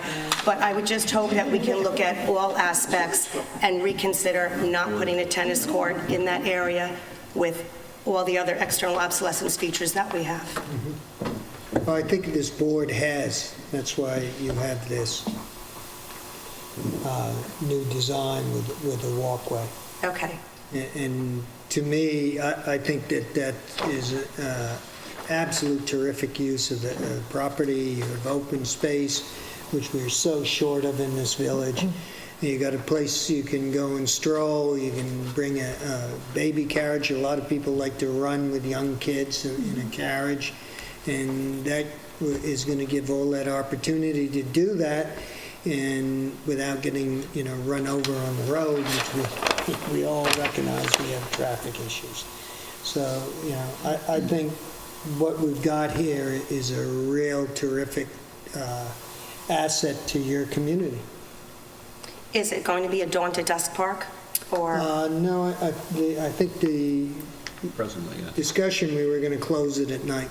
That's what, you're saying the same thing. Yes. Okay. Lights on the park and Only minimal lights, no lights. tennis court is where right now? Is not there right now. Okay. On hold. I'm being honest, it's on hold. No, I appreciate your honesty, because we do have concerns, and as I said, with all the other features of external obsolescence and a 5 to 25% depreciation, not what we're Now, looking see, for. you say that, I say, if you're close to this, that's a convenience, that people, they don't have to have a tennis court in the yard. They can cross the street and play tennis over there. 11 acres. I know. 11 acres. I am And what's aware. there now is ugly. And the It choo- This is is. going to be beautiful. and the choo-choo. Yeah. I know what's there. I've lived there for almost 18 years now. But if you talk noise, that's real noise. It is, but when you're having someone play tennis all day long, Yeah, I'm not, Well, this project may reduce your train noise, may. Because because you're there's a burning your berm that's going in, and there's a buffer that's going in between the park and the train tracks. So, And babies crying. I think all this is an asset to you. I love the walking and all that aspect, but So the tennis is still possible or not, or we play it by ear? Is that what you're saying, Mayor, that it's Yes, able for now? tennis is still a possibility, but it's within... It's not immediate. Yeah. okay. I mean, the property was purchased for this, and everybody didn't want the development that was going in there. Everybody was upset over the development. The 55 and over, nobody wanted it. The developer went to something else, then he decided not to do it, and the town bought it with the idea that this was going to be a park. As again, park is a broad term. As an active park, it has to be an active park. And what really, their issue is that it just can't sit stagnant. What exactly goes on or does not, I don't think is the issue, but it has to be, as the councilor pointed out, active. We have to be using the space. I think the way it is right there is beautiful. Which qualifies, and that's really I think not the deadline, but something we have to satisfy using CPF money for it, I believe. Okay, thank you for your time. Kathy, the second printout, you can take a copy of if you want. This one here. Okay, thank you so much. And you can take the other one too. I'm going to take them all. Yes, Ms. Green.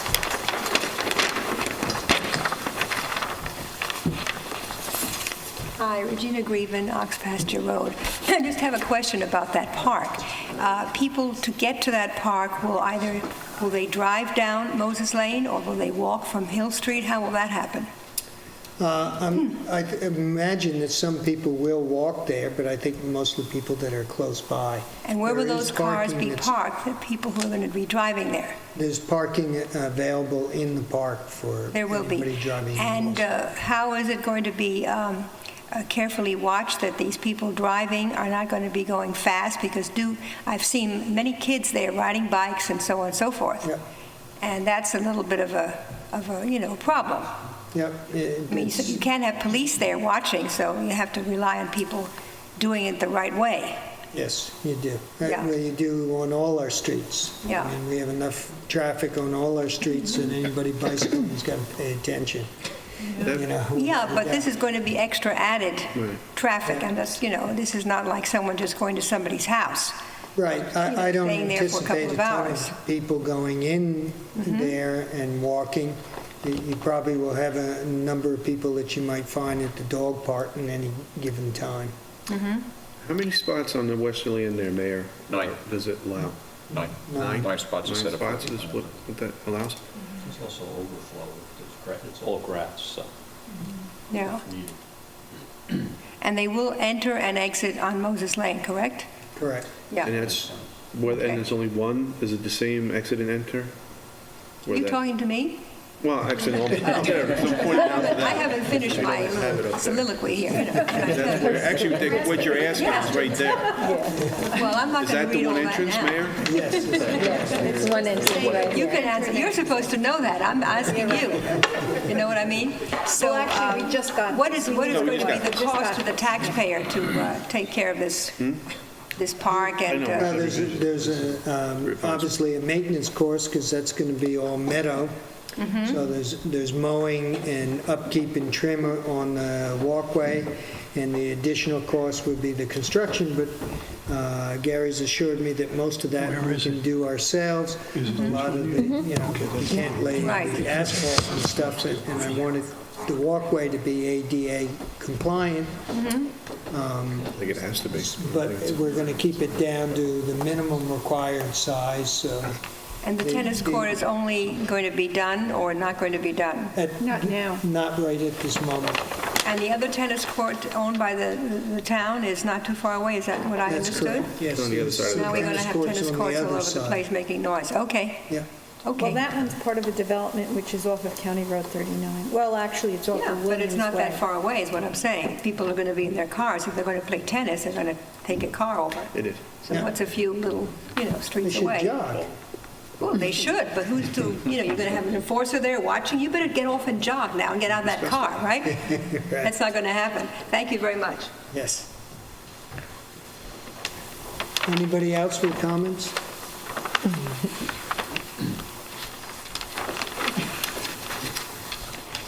Bonnie Cannon, 54 Miller Road. In looking at the park that you have, it's a nice serene park for walking and families. Have you all looked at, because I've seen this a lot, and there seems to be a growing in the community where more of our young adults and even our youngsters and even adults are playing chess these days. So, I want to do those in Agawam Park. And there too, but, yeah. I'd like I'm to- just saying We that, discussed the chess tables, and we actually have concrete chess tables. yes, However, Gary said that when we put the chess tables near the children's playground, kids were hitting their heads on the concrete tables. right, so We would have have to you, play- Makes That's why we sense. don't I put them mean- near the playground. Yeah, so we would not really have to have them near the playground. okay, but have you thought about having chess tables out at the Moses Park? Because it is a nice walking park there. Yeah, and that's a good idea, people Bonnie. could come and they can play chess out at Yeah. the Moses Park. And it's They could stop quiet, out in the middle and and it's walk their chess and it's match. in the residence, and that, I think it's a nice idea. It's a nice, quiet sport. it's a nice, quiet sport. Except when he loses. But the timers on. People want to ask about the chess pieces. You better ask about the chess pieces. No, who's going to provide the chess pieces? No, chess police. No, people usually bring their chess pieces with them. You have good idea. You have the table there. All right. The table, the pieces, the clocks. I like it. That works. But actually, Bonnie, we already have those tables, do we not, Gary? We have concrete chess tables, do We we? have them stored, but they Yeah. had to come out of the park. We need just a suitable location away from the playground area, where there Right. wouldn't be Yeah. a path. Yeah, they just weren't appropriate for that particular time in that playground, but we're proposing so many other areas currently that aren't going to be a young child's playground where we can now implement those. Good idea, put them over there. Any other comments? Any comments from the trustees? No, I'm content with it for now. So, Mr. Mayor, may I? Sitting with all this whereas stuff again? Well, number one, just as a reminder, this property, based on the recommendations of the village, as well as the community, requested the town of Southampton purchase this using community preservation funds, and they expressly indicated in their purchase resolutions that this shall be used for an active park. Based on that, this board had originally prepared concept plans and shared them with the town, which they reviewed and actually authorized, and that included what was discussed earlier, tennis courts and bocce courts and the like, and included the walking path. However, based on this board's having informational meetings on all your park facilities and hearing what the community has said, has agreed at this time that you're not sure where or what kind of tennis courts or bocce courts or other activities on this. However, you did want to move ahead with the walking path element. So you had Aris Design revise the plan accordingly. It shows just the minimal parking area on the west, the walking plan. There is a element that does provide for a future gazebo if you do propose that. So, but beyond that, based on that, you had Nelson Pope also review these plans to address seeker. They provided you documents, environmental assessment forms that reviewed the potential impact of this particular plan in front of you, and recommended a negative declaration. Also, since the property is actually owned by the town of Southampton, and they did want to see that this is for active recreation, the intermunicipal agreement between the village and the town actually requires the town to improve, manage, and operate this as an active park. And the town did review your original concept plan, like I said, did review, approve that recently again. And their expectation is that you will use it for active park purposes. So this is the first step. And I think this board, as you've indicated, you're looking at all your recreation and park facilities and still keeping an open mind as to where and how those facilities, and there may or may not be something on this site in the future, and which would be subject to further public review at that time.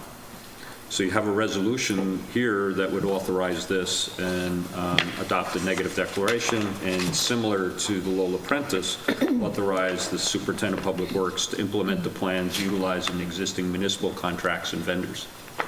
But it's approving what we see in front of us, right? Plan, only the plan that's in front of So you. there's no whereas in here that says and down the road or something? No. And even though the CPF, that original concept plan was just that, a concept plan? Just a concept. And for the general public, if you could just define negative declaration, because it sounds negative, but it isn't. No, a negative declaration indicates that you've reviewed the potential impacts on the environment and making a finding that the proposed project, as you see before you, will not have a significant adverse impact on the environment, and that no environmental impact statement need be prepared before further consideration and approval. Thus, negative meaning no environmental impact statement. No negative. Versus a positive declaration, meaning that you would have to have an environmental impact statement before this project that's before you could be approved. And the original resolution with the town was in 2016? No, they recently, they reviewed this with the board. I believe Nancy was at that meeting, and Michael. And they adopted the resolution only a couple meetings ago. This one, you mean? On April 10th. How we have it as this? They looked at and approved the original concept plan just in case that you didn't, they knew that you may want to consider the other elements, and so they approved all the other elements, not knowing exactly how you were going to implement it. They've been consulted since and understand that you're only doing this at this time. And this was a part of the element of that concept plan. The walking paths and the parking were part of those plans. But the original, sorry, the original intermunicipal agreement with the town. There's only one agreement. But okay, that directed this to be of community benefit was in 2016. Correct. Okay. Shortly after the acquisition. Okay. And we're allowed the discretion to how we implement Correct. things. Okay. But they do want to see it used as an active park. Correct. Yeah. I understand. Okay. Thank you. Yes, Barbara. Barbara McEntee, 43 Lee Avenue. The negative impact, is there a list of what things might be considered negative impact? There's an environmental assessment form that indicates it's a systematic way that the environmental consultant reviews all the potential impacts of a project. A number of questions: impact on the air, the water, traffic, community character, the environment, groundwater, all these aspects they review and they determine in light of the context of the project within the village, whether or not that will have a significant adverse impact on the environment, and thus make a recommendation as to whether the impacts are either large or small, and if they're large, they have to expressly indicate why those impacts are being mitigated or otherwise. And that's part of the environmental assessment forms in the record. Right, but so that addresses the environmental impacts. Or is there any other, are there any other qualifications that discuss impact, such as tennis courts and noise or anything else? Or is it just, so that's what I'm asking, I guess. They do consider traffic, they do consider noise. Okay, so that's all included in the environmental. Correct. And they reviewed this plan, not a tennis court. Okay, thank you. Thank you. Any further discussion, comments? Board? No, I'm good.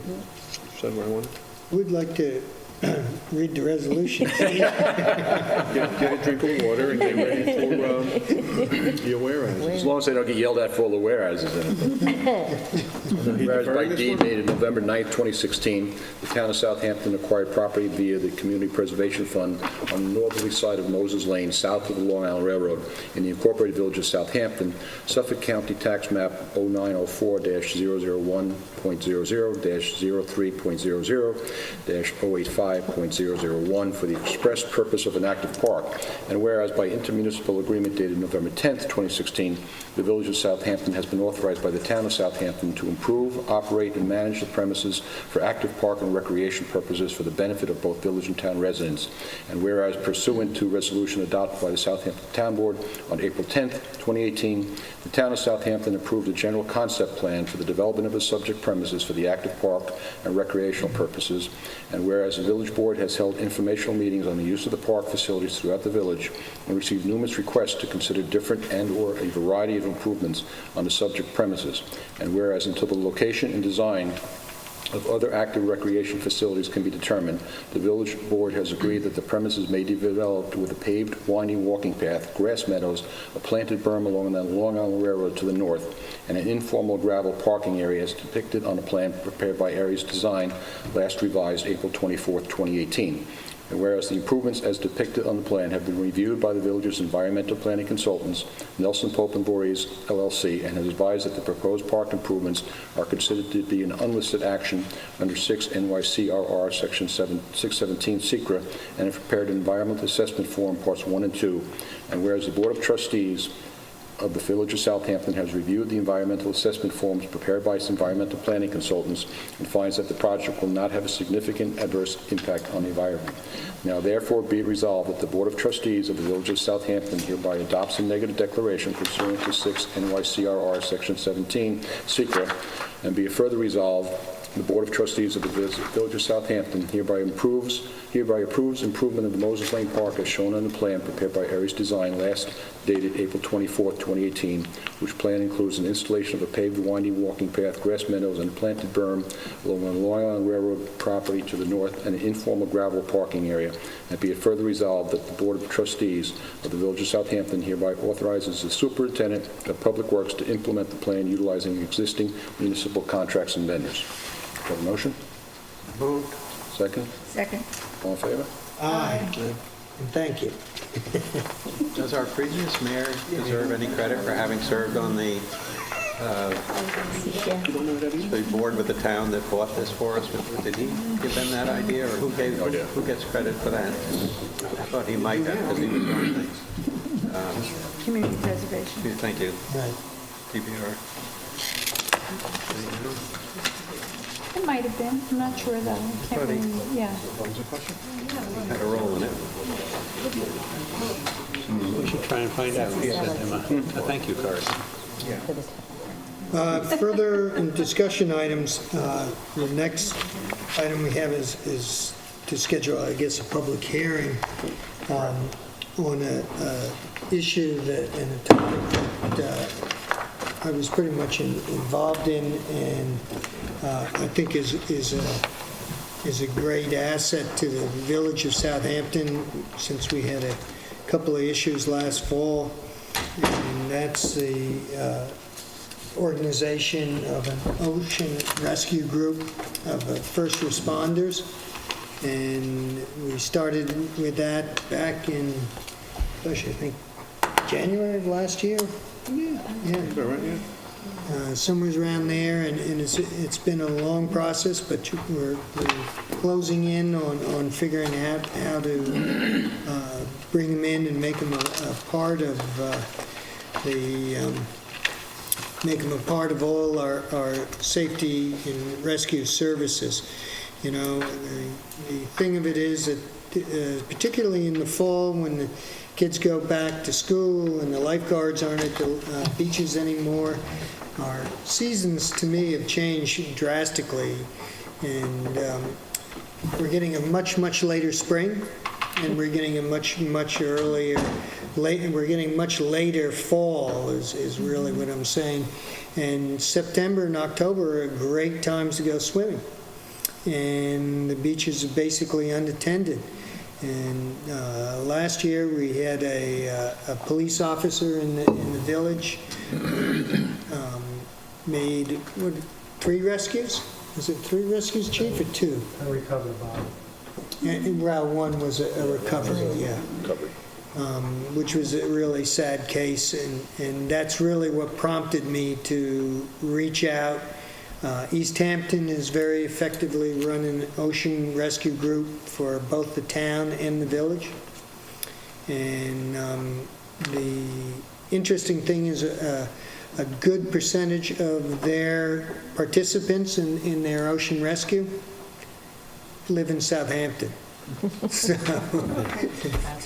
you know, it was, They give them to a me, chance to have a shorter drive. yeah, it's a logical thing to utilize their training and so forth, and these individuals are going to go through excessive training and an excessive organization, and they've been submitting stuff to us on a regular basis on how they're going to be set up and how we're going to do it. So really the purpose of this discussion is to receive any comments from any of you, but also to schedule a public hearing on organizing the ocean rescue. So with that said, is there any comments or? Council? No, you can't speak then. Assuming there's no public comment yet, but I mean, it's not a public hearing. I'm sure you'll get commented when you do schedule a hearing, but I think the impetus that the mayor has indicated has been there, and I've worked with the mayor and the group that you've been working with to try to find the proper mechanism to allow them to have some recognition. As you know, these are volunteers who would not be able to coordinate with our emergency services personnel or otherwise participate in something unless there was some official recognition, so that our police department or other emergency services can coordinate how that works, as well as come under some authority and review. Certainly, this proposed local law is modeled after your volunteer ambulance department, the section of the village code. Similarly, it requires that they adopt certain bylaws, which you have a draft available.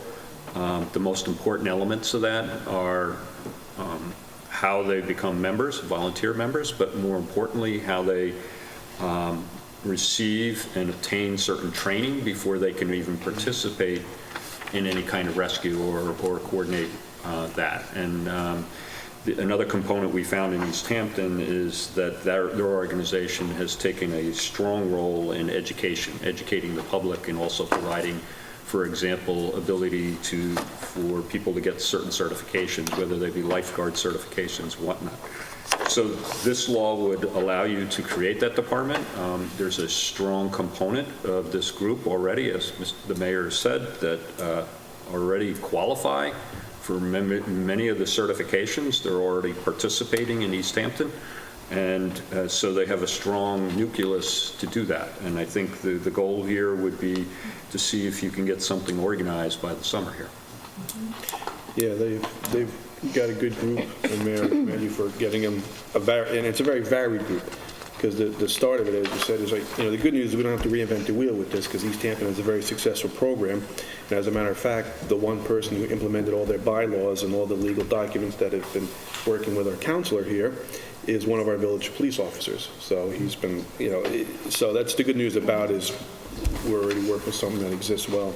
But you definitely brought in, I must say, a very mixture of characters between first responders and just the normal beach-going surfer who has an interest in serving the public. So it's been, I'm excited for the amount of people that have stood up to volunteer for doing this.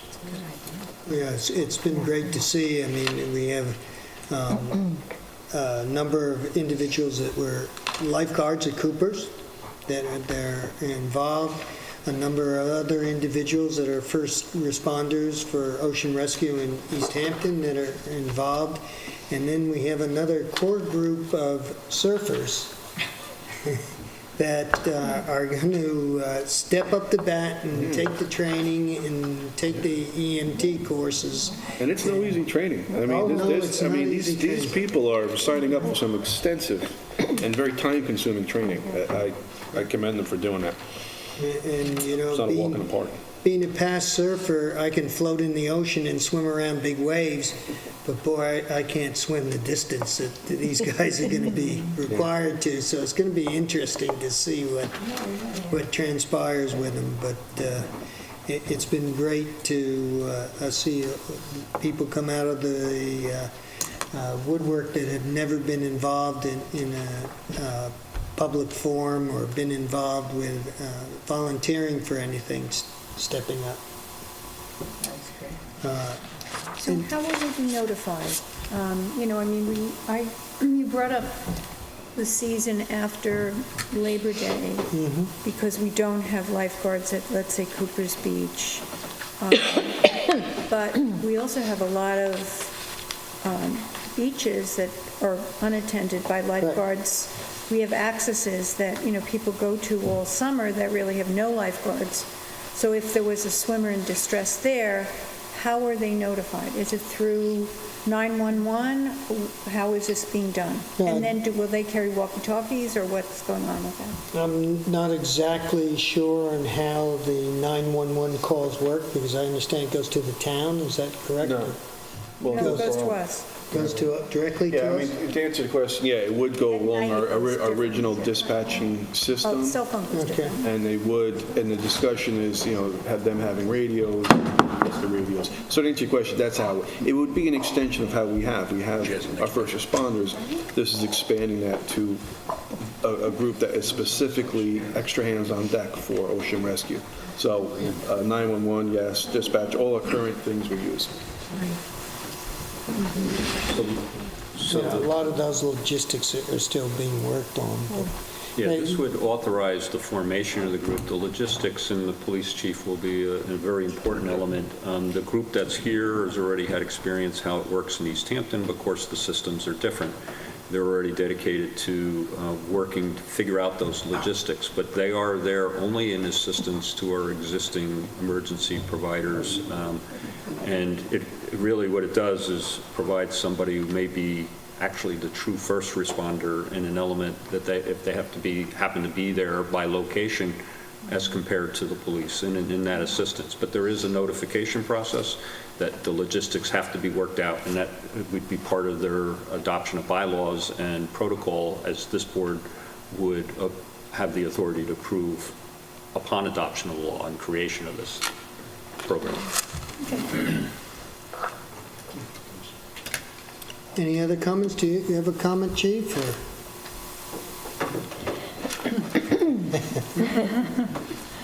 Thought he was walking out.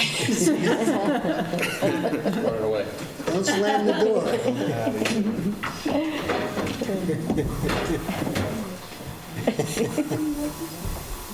Actually, these ocean rescue situations have been going on for at least 3 years. I mean, Yeah, they have. but they've become much more prevalent, as you've said, because of the weather changes.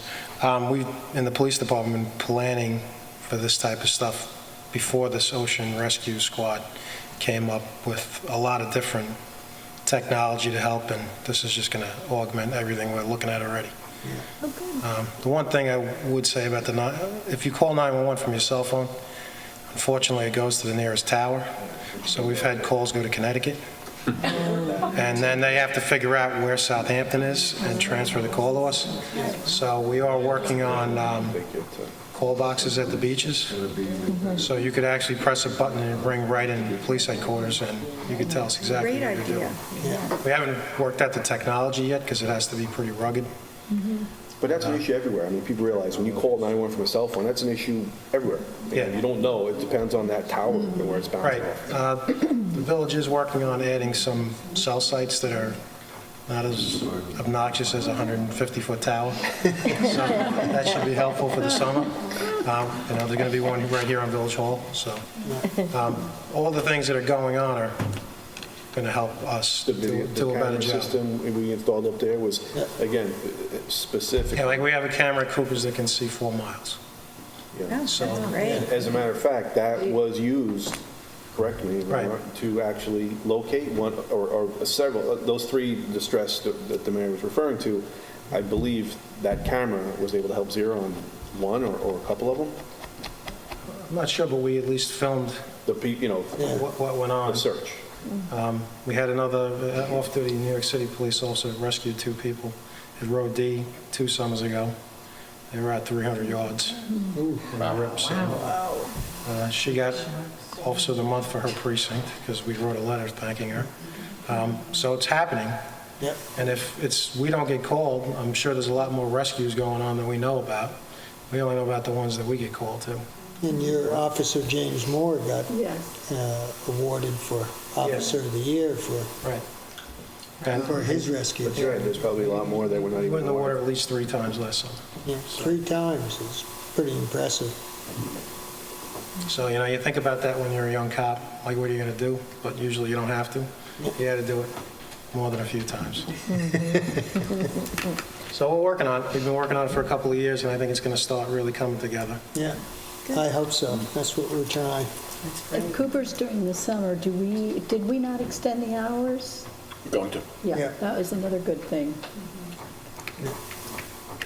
Yeah, because one of the problems at Cooper's Beach is at 5 o'clock, weren't they? Yeah, what we discussed, we actually had the manager in the other day, we're discussing with him, and in June, it doesn't make sense, we're still going 9 to 5, but starting July on the weekends, we'll do 9 to 6, and then see how the traffic goes, and the weather, either the 3rd week in July or the 1st week in August, we'll do 9 to 6, 7 days a week. And it'll be 2 shifts, it'll be, 9 to 5 and then a 10 to 6. So we're not going to extend the ticket booth hours, obviously, but it'll be the lifeguards and then the beach chairs and umbrellas. Which is good, but from what I understand from talking to a number of these lifeguards that are in East Hampton and back west, is that even if you have a lifeguarded beach, you can get yourself into a situation where you have more than 2 or 3 rescues at the same time, and that's where... You have a little too much confidence. Yeah. Right. Still, you got to be aware. So Okay, so we just need a motion to schedule a public hearing for May 10th. I'll make that motion. Second? Second. All in favor? Aye. To the end of the discussion items, we have comments from board members. And we'll start with Trustee Skremski. Yeah, I'm good. I think we've covered enough tonight for me. Second that motion.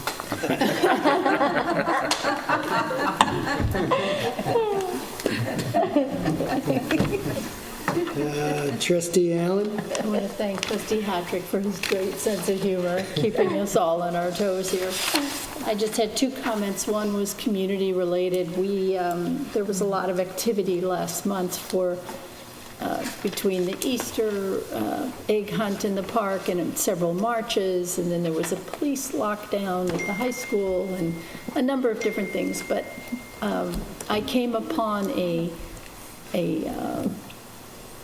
fawn that was hit by a car, and I called the police department, and I also called Wildlife Rescue, and Officer Lisa McCullough responded to the call, and she handled it so beautifully because there was a very, very caring neighbor who wanted to go up to the deer and was petting the deer, and she instructed us not to approach the deer. They look, frail and small, and she said they're like tanks. Stay away. But she calmed everybody down. She managed the traffic. Then I learned that she also is on the Easter egg hunt committee. And then I remember she was at the event, at the March event. So she was obviously everywhere. But she did mention to me that everybody should be careful because there are so many small animals that are now. It's the season where they've been born and they're running all over town. So we really have to be careful on that. The only other thing I wanted to mention is that we have our senior month next month, and we have our senior resource center, senior resource celebration at the Southampton Historical Museum. We don't have a lot of people that have signed up, so I'm going to put another plug in and say that there will be refreshments, and the mayor and some of the trustees will be there for seniors who have not met the mayor. And we hope you can make it. It's May 1st from 1 to 4, Southampton Historical Museum. Actually, Thank you, Trustee. I want to say one thing I did forget, and I slipped my mind. Is he allowed? No, yeah, I'm allowed. Even Bill would allow this one. I want to put a shout out to our fire department and all the neighboring fire departments that were on hand to put out the fire in National Golf Links. This past week I was at it. It was a very impressive sight to how many apparatus, equipment, and personnel from all the departments. And again, we had departments as far as Shelter Island come in because when a lot of departments are brought to the actual scene, we still have to have coverage at our houses, so then other ones come. So we had departments from Shelter Island come over and stay at our firehouses in case another call came in simultaneously. So again, Bridgehampton, West Hampton Beach, Hampton Bays, North Sea. I'm sorry I missed them all, but we between our own Southampton, it was all hands on deck, and they did a great job in preserving a historical building and it could have been a lot worse. So they did a great job. So They got that thank you guys. under control in record time. Yeah, they did. And that's also what shared services is about. Correct. Mutual aid works. Thank you. Trustee McGann. I don't really have that much more to add, other than I'm excited about the parks, and we're still working on the Dosher Playground. I call it the Dosher Playground because it was Jane Dosher's property. But the addition or the expansion of Agawam Playground, we're still working on that. We're coming up with a teen pavilion. We're waiting for some designs on that. And we're laying it out in a different manner. So anyway, so we're still working on that. And I hope to have something about that shortly, like maybe next meeting or the meeting after. So nothing will happen there probably until the fall anyway, although we are resurfacing the rubberized ground cover there at the playground that's there because it did not pass the tests. So we're fixing it, and we're resurfacing it by about 1.5 inches. So that should be done before Memorial Day. It didn't pass the fall test. That's what it is. If a child falls, they have to be able to be well cushioned, so, and bounce. It's the bounce test. So we went out and dropped a bunch of kids, and apologies to those kids. Anyway, so that's being taken care of, and we're hoping to get it done before Memorial Day weekend. That's our goal. And the other probably nothing would happen there until the fall. I don't see it happening. But Nancy, I got to say, I never anticipated I'd be involved in so many parks. I know, me either. It's like we have parks coming out of whatever, it's like crazy. We have so many Fortunately, we have a decisions lot- to make. But you know what? It's good. It's all good. It's all creates, family activity and, people who doesn't like to play tennis or who doesn't like to go play basketball, or who doesn't like to see kids laughing and having a wonderful time in a playground that's challenging to them and uses their muscle core group or their core muscle group. So, these are all good things that we're doing, and, I'm hoping we'll move forward on all of it. Keeps them from watching TV and playing games. Correct, yeah. Absolutely. Gets them out in the fresh air. Yeah. And it gets people into our community. I mean, one of the hardest parts of our business district is that it's struggling. And so if you're bringing families for their kids to play in the playground and you want to go off and do some shopping or have lunch together, it creates some activity in our business district. And I think that's a great thing. I think it's definitely needed. And so, that's another benefit. It's not the benefit, but it's another benefit. And our delis get people taking out lunch, and there'll be picnic tables to sit there and have lunch. So it's nice. And it's also great to give the recreational opportunities to the residents of the village. Absolutely. So often that's been ignored. And, Right.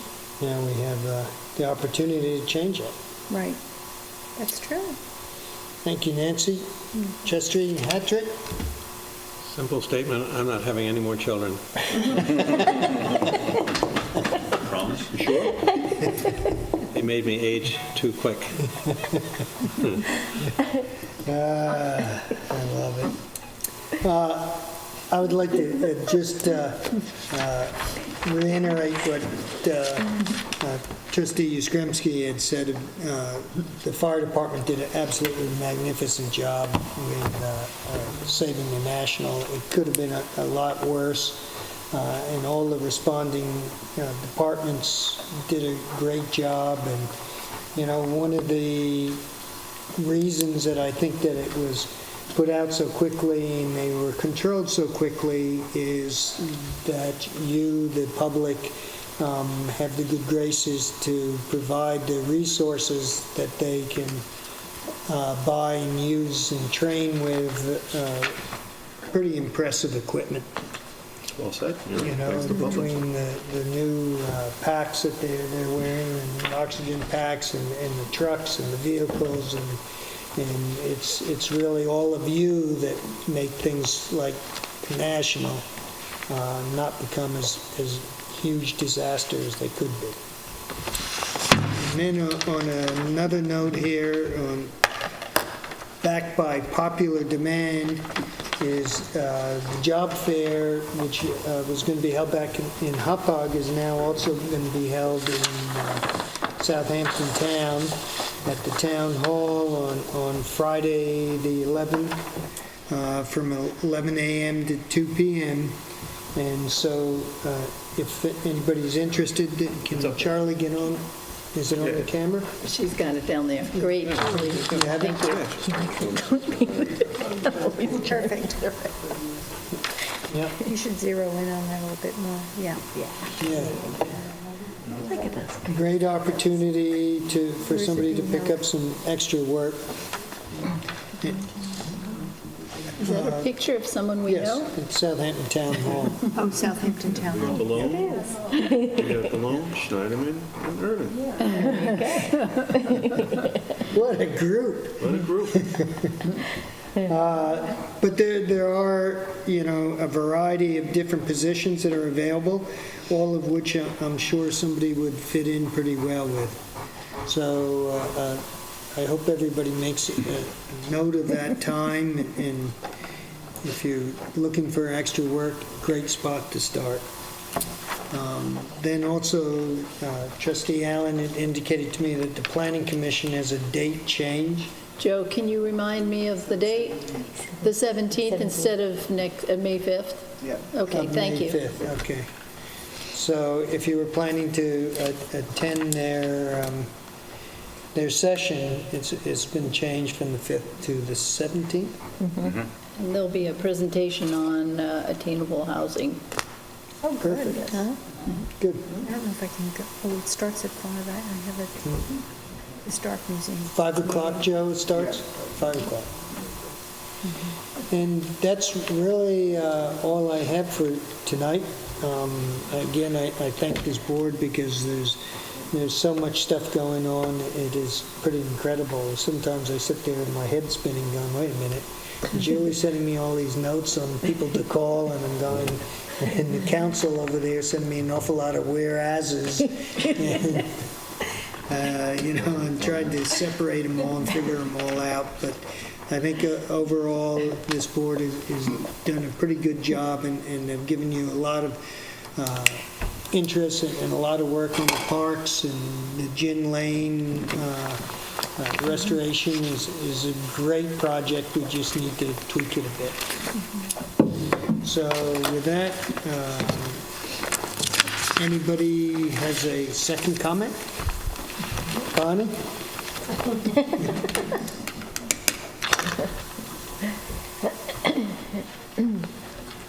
Bonnie Cannon, 54 Miller Road.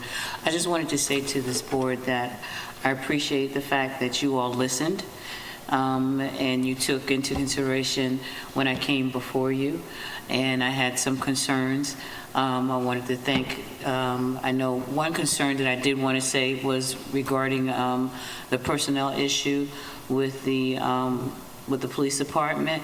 And when I had came before you, I had said that there was something that was brought to me. I wasn't really clear on all the facts and things of that sort. And I did get a call back that everything was done adequately, and the process was done adequately. And I think that there were some meetings that took place also with Mr. Ware from the NAACP as well. So again, I just wanted to commend this board for stepping up to the plate as far as when I did come before you. Job fair, that's no longer an issue. We're having that on May 11th. Basketball courts, that's no longer an issue. We're having have that at the Lola Prentice.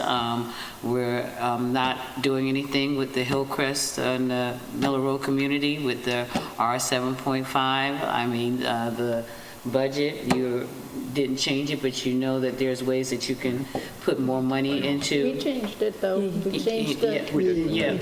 There's always more. Yeah, and you can put more money into that. So basically, it's great coming before you and, having you all to address all the issues. And I just wanted to say thank you.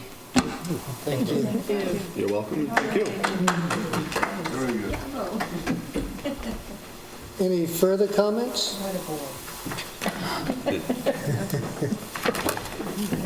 Be hard to top that one, Bonnie.